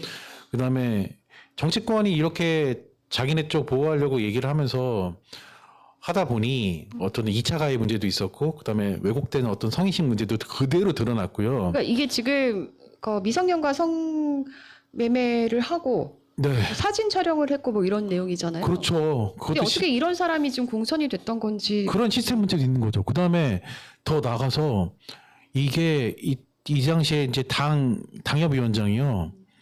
검사 출신이거든요. 청주지검하고 일단은 뭐 드러난 건 없습니다. 그런데 이해할 수 없는 통신영장 기각이 있었단 말이에요. 이것 때문에 수사가 엄청 또 지연돼요. 그러니까 이것조차도 이제 이후에 얘기하겠지만 장룡기도 좀 그랬잖아요. 이건 또 검찰의 암장 아니냐? 네, 그러니까 제 식구 감싸기식 카르텔, 뭐 암장, 뭐 그런 거죠. 근데 의혹을 제기할 수 있는 부분 아니냐라는 건데 일단 스토리를 살펴볼게요. 다음 슬라이드 볼게요. 네. 이게 때는 언제냐면 2024년 10월이에요. 온라인 채팅 앱을 통해서 그 중학교 1학년 여학생하고요 최영종이 만나요. 처음에 어떻게 하냐면 너무 딸 같은 애들 아니야? 담배 사주겠다고요. 그렇게 유인합니다. 그래서 1년간 성매매를 이어가요. 아, 그다음에 불법 영상까지 막 휴대폰을 촬영해요. 이거는 그 청소년이 네. 모르는 상태에서 아니 알죠. 뭐 그런 상태였는데 말든 모르든 뭐 어쨌든 있다? 네. 이 친구가 딱 봐도 학생이라고 알잖아요. 근데 26년 2월에요. 아이의 휴대폰에서요. 이 부모님이요. 이 영상 충격적인 영상을 발견하는 거예요. 아, 경찰에 신고를 합니다. 네. 그래서 이제 2단계로 넘어가는데 이렇게 이제 경찰이 수사망에 좁혀오니까 이 기간이 언제냐면 2026년 3월에서 2026년 5월이에요. 이때가 어느 때죠? 선거 전이죠. 그쵸. 이제 선거 이제 나갈 때예요. 수사망이 좁혀오니까 심지어 5차례 소환 출석 요구를 했어요. 근데 저는 이해가 안 갑니다. 경찰도 이걸 왜 소환 출석 요구를 해요? 보통 이러면 체포를 체포하지 해야지. 않나요? 아니 네. 소환 출석 요구에 응하지 않으면 이제 체포로 가는데. 근데 5차례나요? 그니까. 예. 어. 근데 경찰도 이때 이제 계속 확보해야 됐던 게 뭐냐면 사실은 부모님 뭘 신고했죠? 휴대전화 신고했잖아요. 그쵸. 그러면 이 의원의 어떤 휴대전화 확보해야 되는데 이 의원이 일단 휴대전화 제출을 회피해요. 계속 회피를 하고 5월 달에 뭐라고 하냐면 경찰 조사를 5월 달에 받아요 드디어. 그랬더니 뭐라고 하냐면 성매매 사실은 인정하는데 미성년자인 줄은 몰랐다. 뭐 이런 식으로 얘기합니다. 그래서 이때가 한창 그 지자체 선거할 때 시기잖아요. 네. 아동 성착취 범죄를 수사를 받고 있는 상황이었고 수사기관하고 5차례나 이렇게 왔다 갔다 못 온다 이러면서 숨바꼭질하는 시기에 근데 어떻게 이런 상황에서 선거에 나왔지? 진짜 너무 신기하네요. 이 국민의힘 소속으로요. 예. 지방 선거에 출마하는 거예요. 그리고 청주시의원에 당선되는 겁니다. 네. 그래서 7월 이제 임기가 7월 1일부터잖아요. 네. 이때 범죄 수사 계속 받고 있는 상황이었잖아요. 중범죄 피의자 신분 상태에서 4대 청주시의원 임기가 시작됩니다. 네. 근데 그 사이에 경찰이 여죄를 캐려고 계속 통신영장까지 신청하는데요. 이해할 수 없는 상황이 생깁니다. 7월 9일 날요. 청주지검이요. 단칼에 기각해요. 예. 아 이거 어떻게 기각해요? 이거를요? 압색영장을 네. 보통 우리 압색 당해봤지만 네. 진짜 자판기잖아요. 네. 이거 아니, 왜 이런 거는 기각해주지? 아니, 그러니까 통신- 보통 이거 네. 영장이 발부되는 게 굉장히 까다롭다. 그러면 그럴 수도 있다고 제가 네. 몇 번 양보해서 인정을 하겠는데 정말 안 해야 될 영장 발부는 다 해주면서 네. 어떻게 이건 기각이 되죠? 지금 그러게요. 차단기에서 기각됐다는 거잖아요. 그러니까 이거 결국 보면 수사기관하고 청구가 안 정치권에 됐다는 예. 거죠. 청구가. 이게 무슨 모종이 뭐 있는 거 아니야? 뭐 카르텔이 있어? 이런 어떤 공동성 논란에 불을 지필 수밖에 없는 상황이잖아요. 네. 그렇다고 또 딱히 어떤 증거가 드러난 거 아닌데 이건 이해할 수 없는 상황에서 이게 통신영장을 기각을 하니까 이거는 통신영장도? 예, 통신영장을 기각한 거예요. 아, 그래 이거는 말이 안 되는 거죠. 아니 휴대폰에 지금 기록된 거를 네. 확보를 하고 통화 내역도 확보를 해야 되는데 이걸 기각했다는 게 말이 안 되잖아요. 그래서 7월 15일 날 이제 어떻게 되냐면 경찰에 이제 전격적으로 압수수색을 하고 압수수색하는과 동시에 이때 언론 보도가 터진 거예요. 그래도 압수수색 영장은 내줬나 보네요. 네. 음. 그래서 일단은 이게 이제 보도가 또 나가니까 여론이 이제 엄청나게 걷잡없이 들끓잖아요. 네. 그 소속 정당인 국민의힘이 뭐 충북 이제 그 충북 도당이죠. 도당에서 긴급 윤리를 열어가지고 최영준은 결국은 제명을 하는데요. 이제 이렇게 제명되니까 16일 날 이제 결국은 최영준도 못 버티고 이제 자진 사퇴를 합니다. 네. 그러니까 임기가 총 15일 정도를 했고 네. 이게 이제 기록입니다. 제6공화국 이래 역대 최단기 기간 선출직 사임이에요. 그리고 지방의원 사상 최단기 임기라는 어떤 불명예의 기록으로 남았고, 근데 문제가 뭐냐면요. 일주일 전 7월 23일 날 세금이 지급되는데요. 15일 의원직을 유지했잖아요. 네. 그런데 첫 달 급여 230만 원 하고요. 선거보조금 비용 4천만 원이 고스란히 지급이 돼요. 선거보전 비용을 왜 줘요? 아, 그러니까 본인이 이거를요. 잘못해가지고 지금 사퇴한 네. 건데 이거를 선거보전 비용을 줘야 돼요? 이 관련법이 없다는 이유 때문에 이렇게 된 거예요. 관련법이 없는데 왜 줘요? 그러니까. 또 앞뒤가 안 맞잖아요. 그러니까 이제 제도 자체가 낡았고 뭐 어떤 정치권도 도덕성이 문제인데 자 이제 볼게요. 그래서 핵심 쟁점 세 가지는 이런 거죠. 공천검증 자체가 아까 말씀드린 것처럼 붕괴가 된 거예요. 네. 그러니까 당에서 이렇게 핑계를 대요. 수사 중인 사건을 어떻게 우리가 조여야 하느냐 이런 식으로 얘기를 했는데 사실 최영중이요. 기소유예 전력이 있어요. 이미 성매매 혐의로 기소유예 처분을 받았는데 그럼 공천 자체가 되면 안 됐던 사람이었던 거잖아요. 근데 됐어요. 그럼 이게 공당의 문제 아니에요? 그 다음에 이게 두 번째는 뭐냐면 아니 방금도 막 얘기했는데 이 지방자치법이 문제가 있어가지고 뭐 급여 230만 원하고 비용 4천만 원 줬잖아요. 그러니까 뭐 이걸 법적 근무가 전무했다는 것 자체도 문제인 거고 마지막에 어떤 이제 그 당협위원장이 누구냐면 김진모 씨예요. 네. 김진모 국민의힘 청주 서원구 당협위원장인데요. 사건 보도 이런 얘기를 합니다. 여성이 어떤 의도로 이러는지 감안해야 된다. 이게 중1짜리한테 할 소리예요. 여성이 어떤 의도로 이러는지 감안해야 된다. 아니 피해자잖아요. 네. 미성년자면 피해자인데 이거를요 치정이나 뭐 어떤 상호 갈등 문제로 이렇게 바꿔버리는 거잖아요.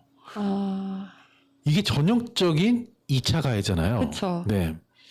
그래서 비판 여론 거세지니까 김진모 씨도 사퇴합니다. 네. 근데 더 큰 문제가 있어요. 다음 슬라이드 볼게요. 이게 또 끝이 아니에요? 네. 일단 이거를 저는요. 장윤기 사건하고 최영준 사건하고 비교를 해봤는데 결국 포인트는 뭐냐면 수사기관이 카르텔이 있는 거 아니야 이럴 정도로 의심이 되는 부분들이 있잖아요. 그러니까 검찰도 경찰도 믿을 수가 없다. 네, 사실 장윤기 같은 경우에는 경찰이 문제였잖아요. 근데 사실은 이 최영준 사건 같은 경우에는요. 아까 얘기했던 그 당협위원장이요. 검사 출신이에요. 그리고 청주지검에서 통신영장 기각했잖아요. 이거 두고 말이 많은 거예요. 그 니네 뭐 있는 거 아니야? 안 그러고선 당연히 정상적으로 본다면 당연히 나와야 될 통신영장이 기각됐다는 걸 어떠한 이유로 설명이 안 되는 거예요. 저거 맨날 그 통신 조회했다고 그렇게 날라오는데. 네. 네. 그러니까 뭐 네 개를 비교해 보면 일단은 권력 자체가 보면 최영준 사건도 검찰이나 지역 정치권에 끈끈하게 얽힌 인맥 카르텔, 그다음에 장윤기 사건은 현직 간부를 보호하려는 경찰 내부의 온정주의 이런 카르텔 같은 거죠. 두 번째는 노골적으로 감싸잖아요. 보면은 뭐 심지어 아까 김진모 씨 뭐라고 했어요. 이거 뭐 피해 그 여자 뭐 목소리 뭐 의도를 살펴봐야 된다 이런 식으로 얘기하잖아요. 이게 말이 돼요?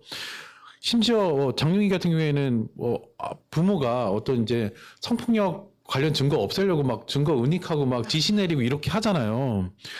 그러니까 이런 어떤 노골적으로 증거를 은폐하고 제 식구를 감싸는 거예요. 그리고 더군다나 아까 최영준 같은 경우에는 포렌식 핑계로 해가지고 휴대폰 제출을 거부했다고 했잖아요. 이게 4개월이에요, 4개월. 그동안 수사가 어떻게 되는 거예요? 계속 지연되고 진행이 안 되는 거잖아요. 만약에 수사가 제대로 진행됐으면 출마 못했겠죠? 설마 못했겠죠. 네.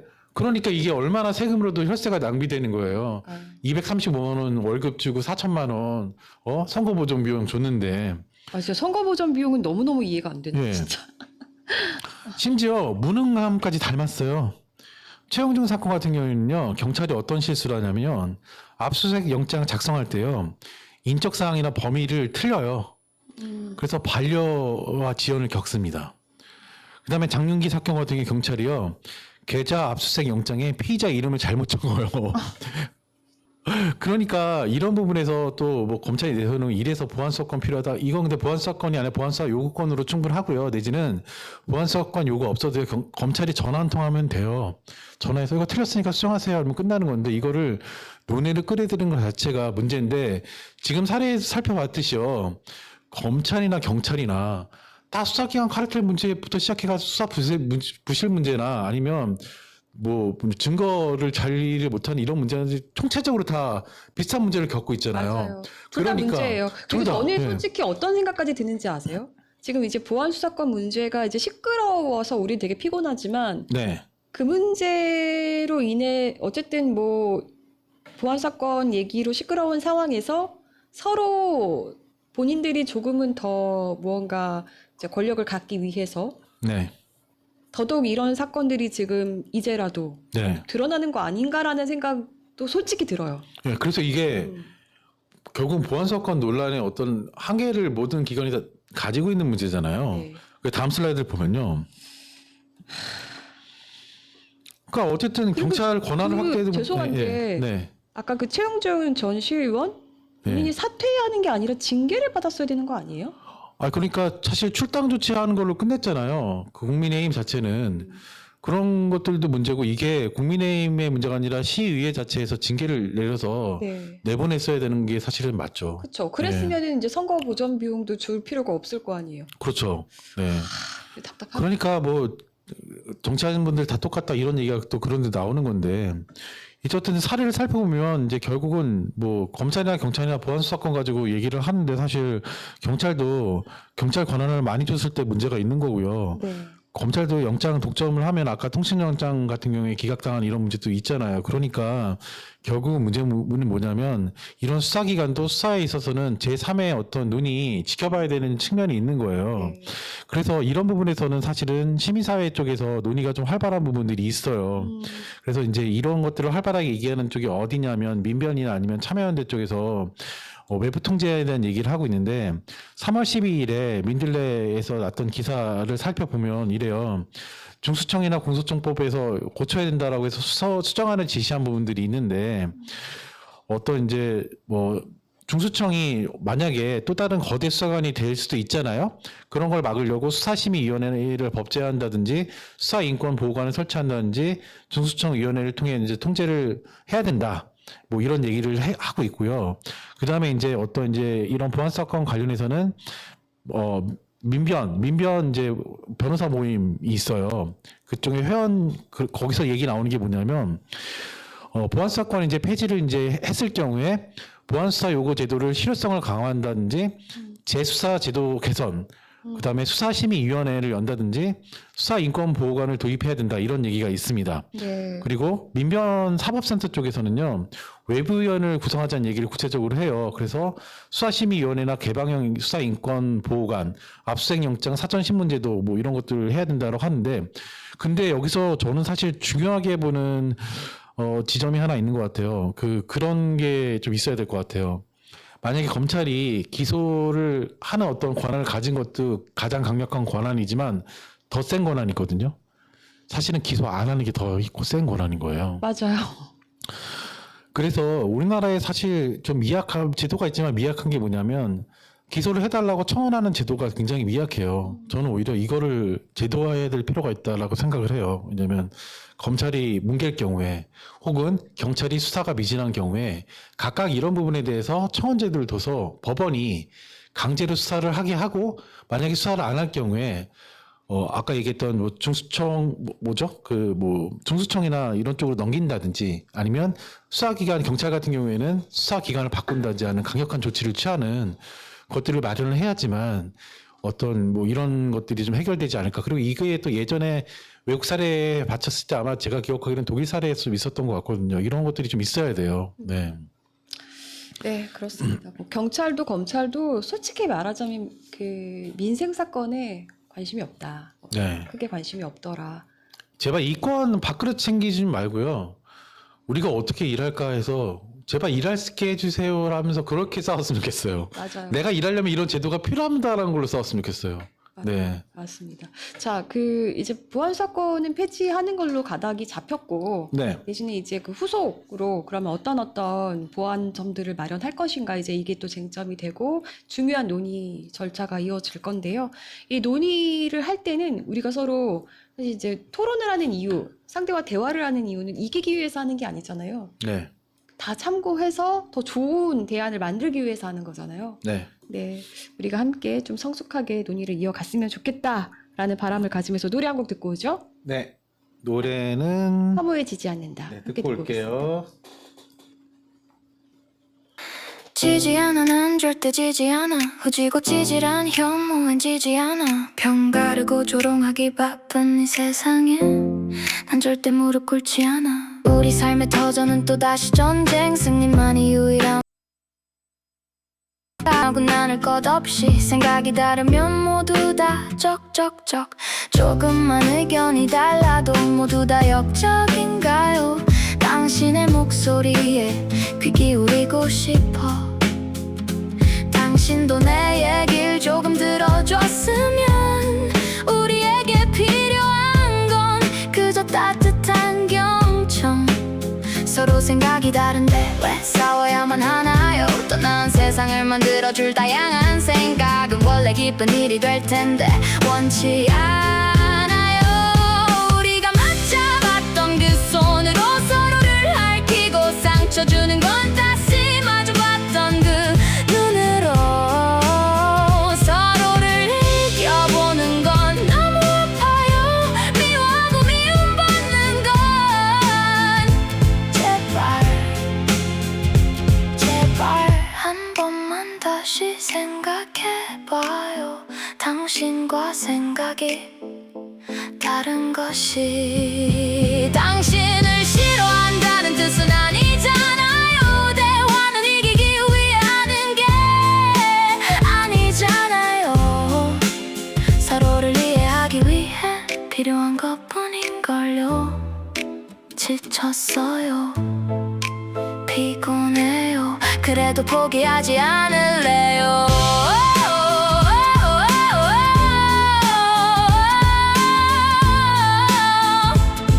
난 혐오해지지 않을래요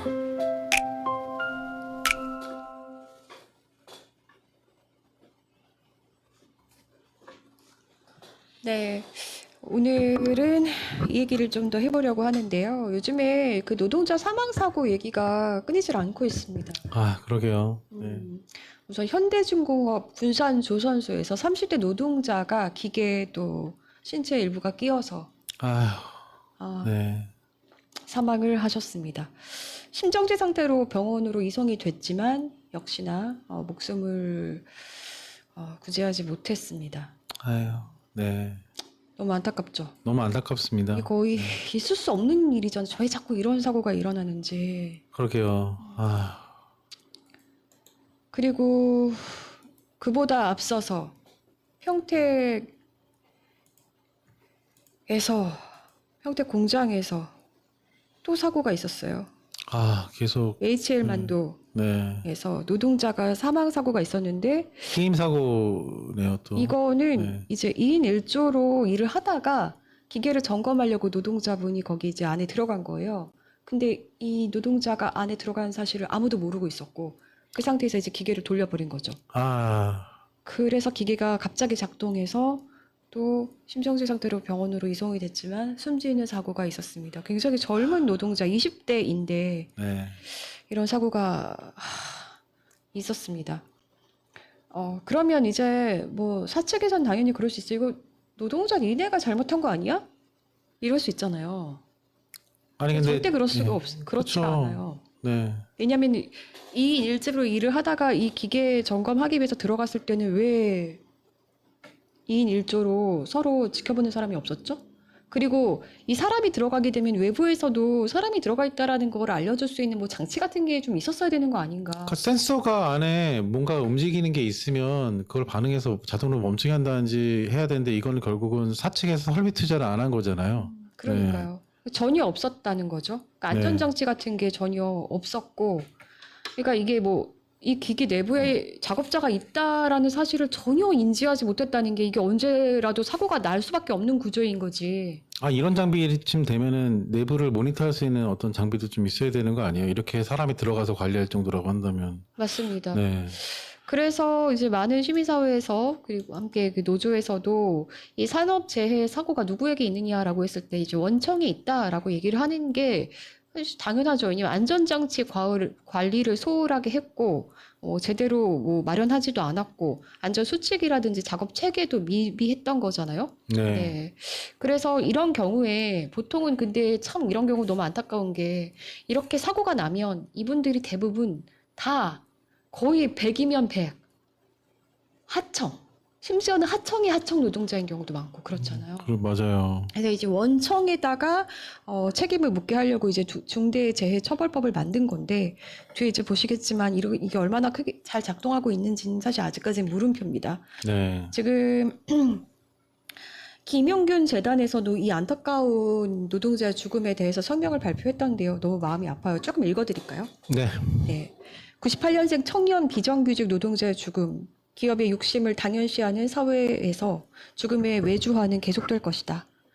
이렇게 소제목을 얘기하면서 28살 청년 노동자가 한순간에 목숨을 잃었다. 이른 아침 7시에 출근해서 점심을 먹고 오후 업무를 시작한 지 얼마 안 되어서였다. 당일 고인의 업무는 머시닝 센터라는 커다란 상자 같은 기계의 윤활유를 점검하고 보수하는 일이었다. HL만도 평택공장의 해당 라인에는 15기의 MCT가 있다. 고인은 아까 말한 머시닝 센터라는 그게 이제 그 라인에 있다는 거죠. 고인은 11호기의 작업이 마무리될 무렵 12호기의 상태를 미리 확인해 보라는 지시를 받았고 원래 작업은 2인 1조로 이루어졌지만 혼자 12호기로 들어갔다가 갑작스럽게 기계가 작동되면서 몸이 끼이게 되었다. 고인의 신체를 기계에서 빼내는 것도 쉽지 않았다. 너무 마음이 아프네요. 원청은 작업을 서두르면서 하청 업체들이 혼재된 현장에서 안전관리도 배치하지 않았다. 원청은 작업을 서두르면서 당일 아침 원청 HL 만도의 매니저는 공기를 단축하여 작업을 이번 주 안에 마무리해달라고 요구했다. 때문에 다음날 하게 되어 있던 12호기를 미리 확인하라는 지시가 내려진 것이다. 한편 12호기는 다른 하청업체들에서 다른 작업을 마친 상태였다. 이에 시운전을 위해 가동을 하기 위해 고인이 12호기에 들어가게 된 것이다. 곧 기계가 가동될 것이라는 사실을 고인에게는 알려주는 사람이 없었고 12호기를 가동했던 작업자 역시 안에 사람이 있다는 사실을 알아채지 못했다. 이게 말이 되나요? 그러니까 보세요. 네. 공기를 단축하려고 네. 이거를 위해서 너 빨리 이거 내일 할 거지만 오늘 해라고 지시한 건데 그렇죠. 그러니까 이 노동자는 지시대로 한 거고 네. 그런데 아무도 이 노동자가 거기 들어가는 사실도 알지 못했고 제대로 인지할 수도 없었고 아니 뭐 정해진 규정대로 정해진 공기대로 이렇게 시행을 했으면 사고가 안 났을 텐데 결국에는 원청에서 무리하게 작업을 시킨 거잖아요. 그러니까 하청업체는 특성상 당연히 말을 들을 수밖에 없고 그러다 보니까 뭐 2인 1조로 작업조 이뤄서 들어가야 될 것들 그냥 젊은 청년이 들어갔다가 애꿎은 목숨만 잃게 되는 그런 안타까운 상황인 건데 너무한 것 같습니다. 진짜 이건 네. 그리고 더 기가 막힌 건 보세요. 정규직을 채용하지 않고 외주화를 남발했던 HL 만도라는 건데요. 해당 공정은 문막이나 익산 같은 만도의 다른 공장에서는 정규직이 하고 있는 업무이다. 인원이 줄었을 경우 정규직으로 채용해야 한다는 노동조합과의 단협도 존재하지만 네. 만도는 이를 지키지 않고 하청을 주었다. 고인이 소속된 하청업체인 피아로딕스의 사장은 만도의 정규직 노동자 출신으로 단 3명으로 업체를 운영하고 있었다. 심지어 만도는 하청업체와 사전의 계약서도 작성하지 않은 채 일부터 시키기도 하는 등 다반사로 절차를 무시해왔다. 만도에서는 14년간 정규직 채용이 단 한 명도 없었다고 한다. 아, 진짜. 그러니까 정규직이 될 거라, 그러니까 이거 너무 사실은 너무 소박한 꿈이잖아요. 근데 정규직이 되는 거. 근데 14년간 정규직 채용이 한 명도 없었다? 와, 이거 진짜. 심각하네요. 정말. 네. 아휴. 너무 젊은 노동자잖아요. 30살도 안 된 이 노동자가 이렇게 또 안타깝게 떠났습니다. 네. 가족들이 또 얼마나 슬픔에 잠겨 계실지 가슴이 좀 먹먹해지는데요.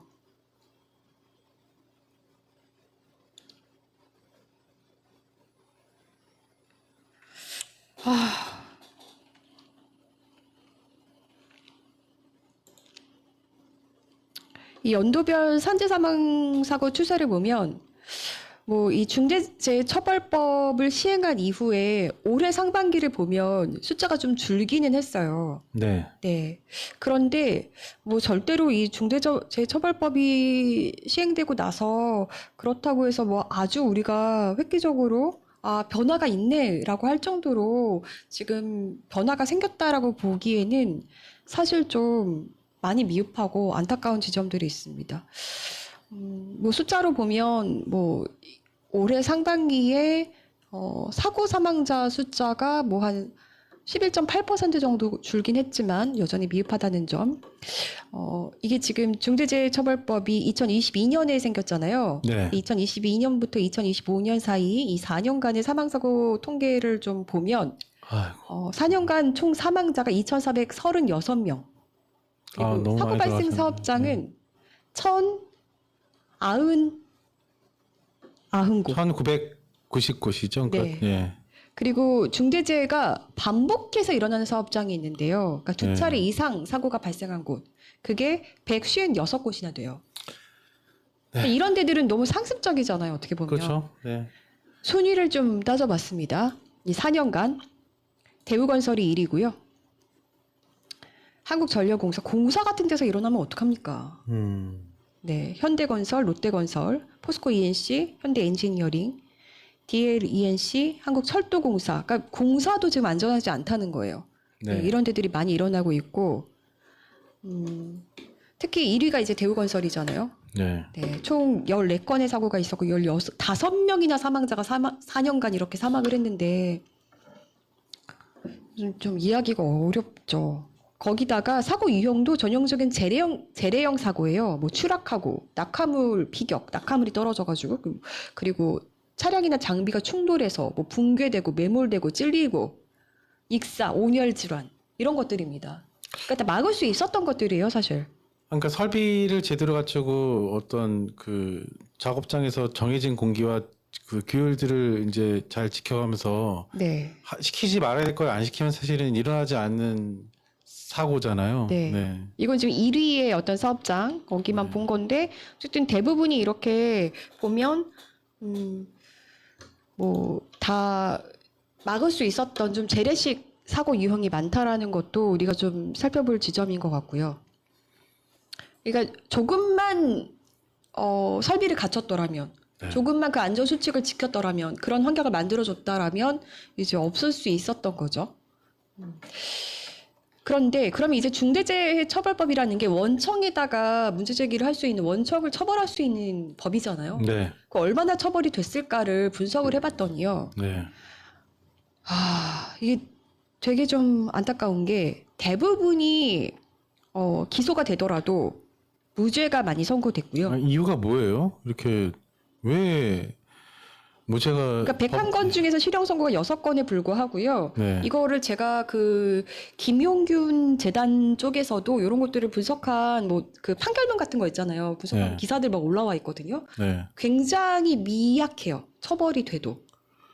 법이 이제 정해졌음에도 불구하고 법원에서 판결을 약하게 한다는 거네요. 네. 벌금 액수도 되게 작고 보면 그렇습니다. 그리고 이게 기소가 된 것도 기소가 된 사업장 대부분 이게 사고가 나는 사업장 대부분 보면은 1위도 사실은 대기업들이잖아요. 대기업이나 공사나 쭉 보시면 이런데. 대기업들이 뭐 공기업까지도 많잖아요. 네. 근데 기소가 된 게 대기업이 17%, 중소기업이 83%. 왜 약한 사람들만 또 이렇게 그러니까요. 그럼 이게 중소기업이 더 많이 노동자들을 힘들게 해서겠어요? 그럼 사실 중소기업 같은 경우는 설비를 만약에 갖출 수 없을 만큼 좀 만약에 여력이 없다라고 하면 오히려 그런 것들은 좀 지원을 해줘야 되는 거고, 대기업 같은 경우는 본인들이 충분히 설비를 갖출 그런 자력이 있음에도 불구하고 그렇게 하지 않았다면 더 큰 문제잖아요. 네. 근데 왜 기소가 더 안 되는 거죠? 이게 너무 이해가 안 되는 거예요. 그래서 법이 이런 예방 효과를 낳고 있는지 사실 의문을 제기할 수밖에 없는 거고요.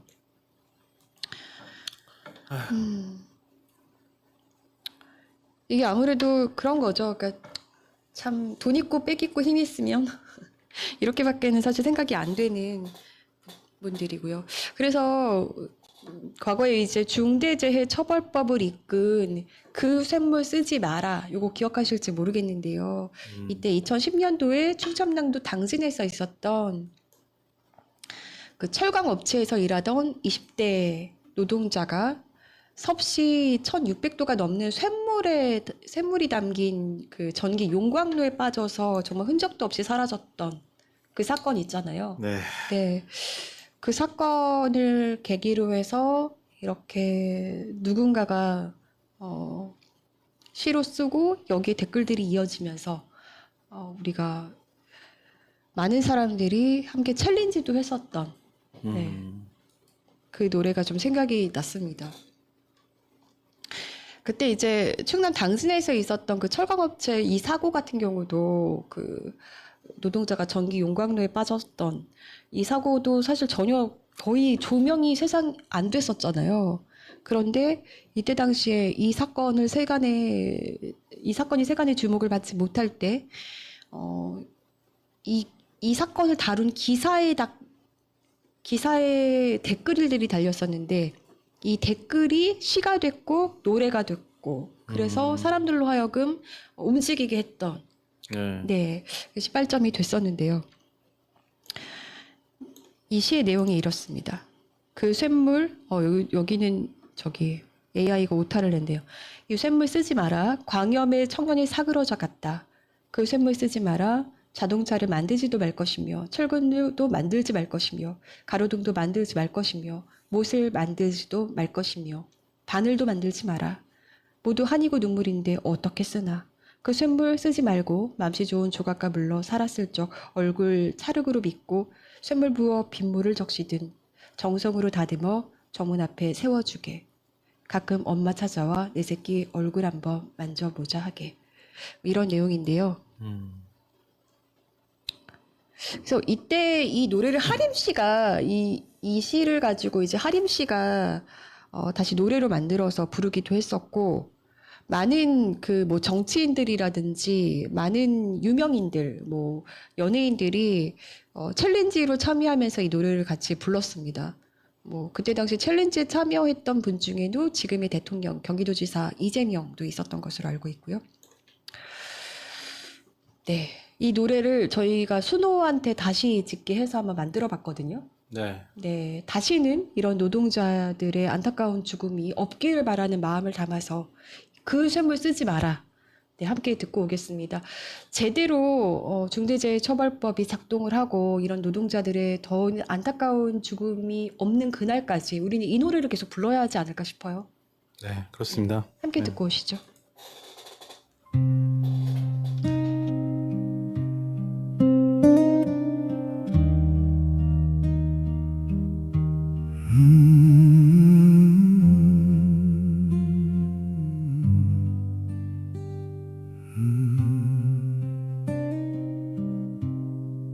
광염의 청년이 사그라졌다. 그 쇳물은 쓰지 마라. 자동차를 만들지도 말 것이며 철근도 만들지 말 것이며 가로등도 만들지 말 것이며 못을 만들지도 말 것이며 하늘도 만들지 마라. 모두 한이고 눈물인데 어떻게 쓰나 그 쇳물 쓰지 말고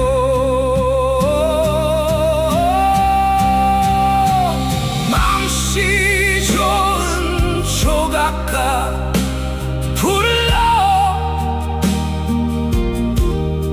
살았을 적 얼굴 자르그로 빚고 샘물 부어 빗물에 씻거든 정성으로 다듬어 정문 앞에 세워 주게. 가끔 엄마 찾아와 내 새끼 얼굴 한번 만져보자 하게. 내 새끼 얼굴 한번 만져보자 하게.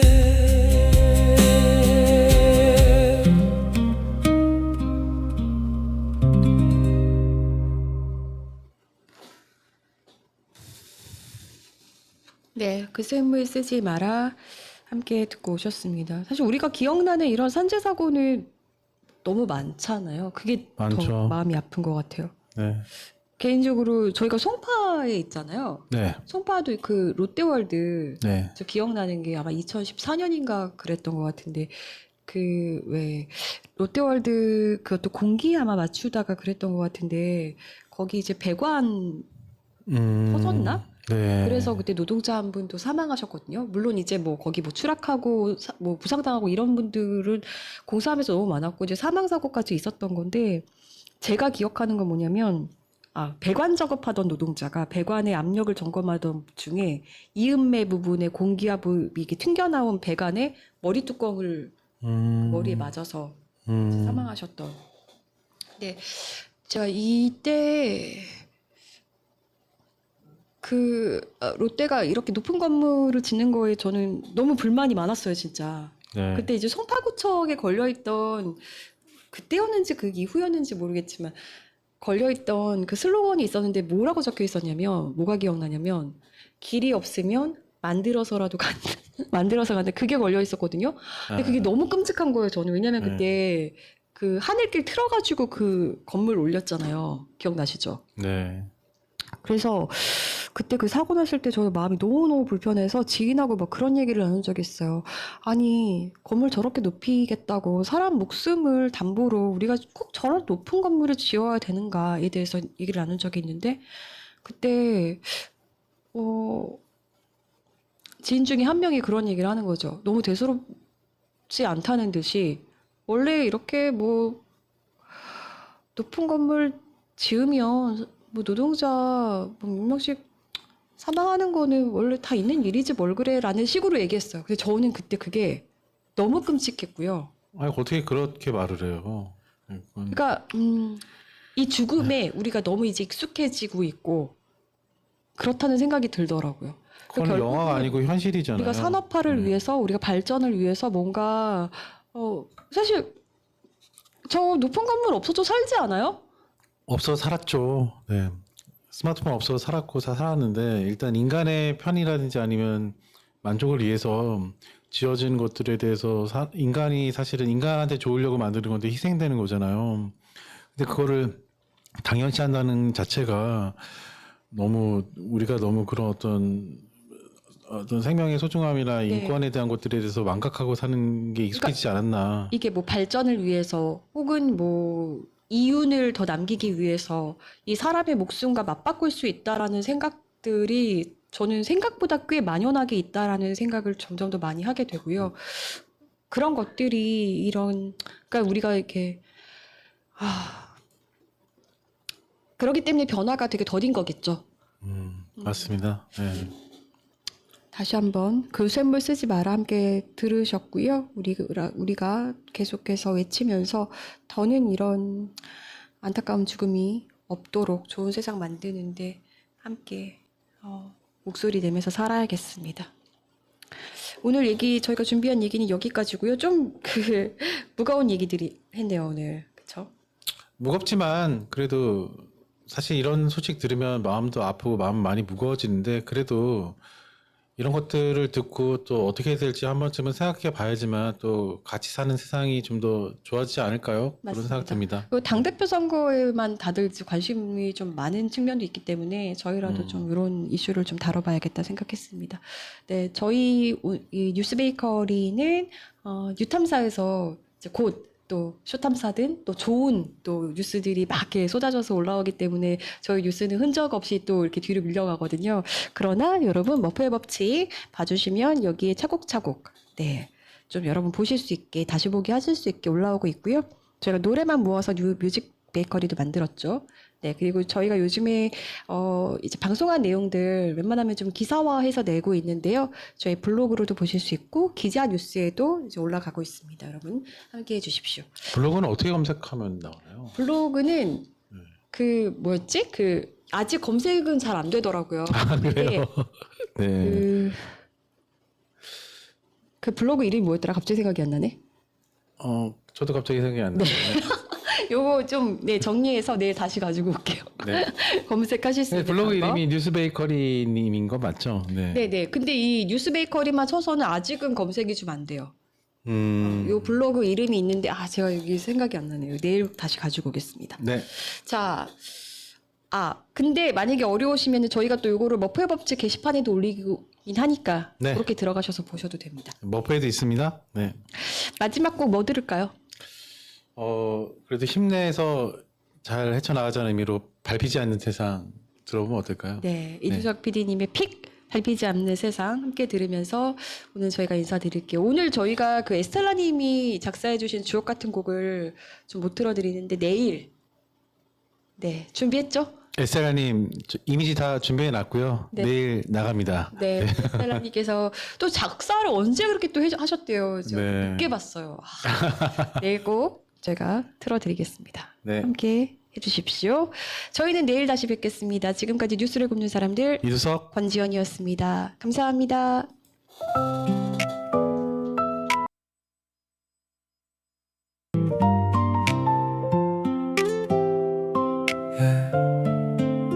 꿈이 있었지 빵을 굽고 많이 웃었지 향긋한 커피 제잘거리는 사람들 속 일상이 소중해 소박하지만 아름답고 희망찼던 너의 꿈 밤낮 없이 일해도 피곤한 줄 몰랐던 이유였지 동행이란 말에 속았나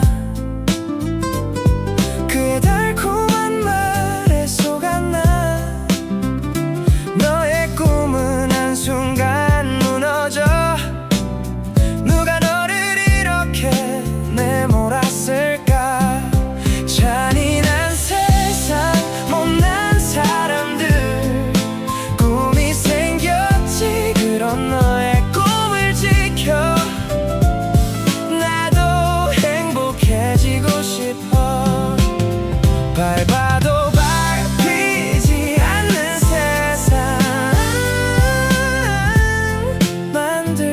싶어 yeah.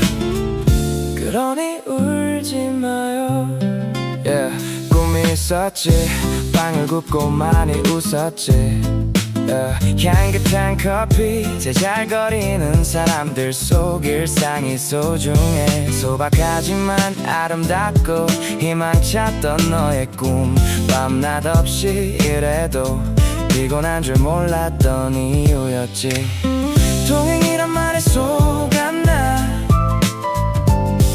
그의 달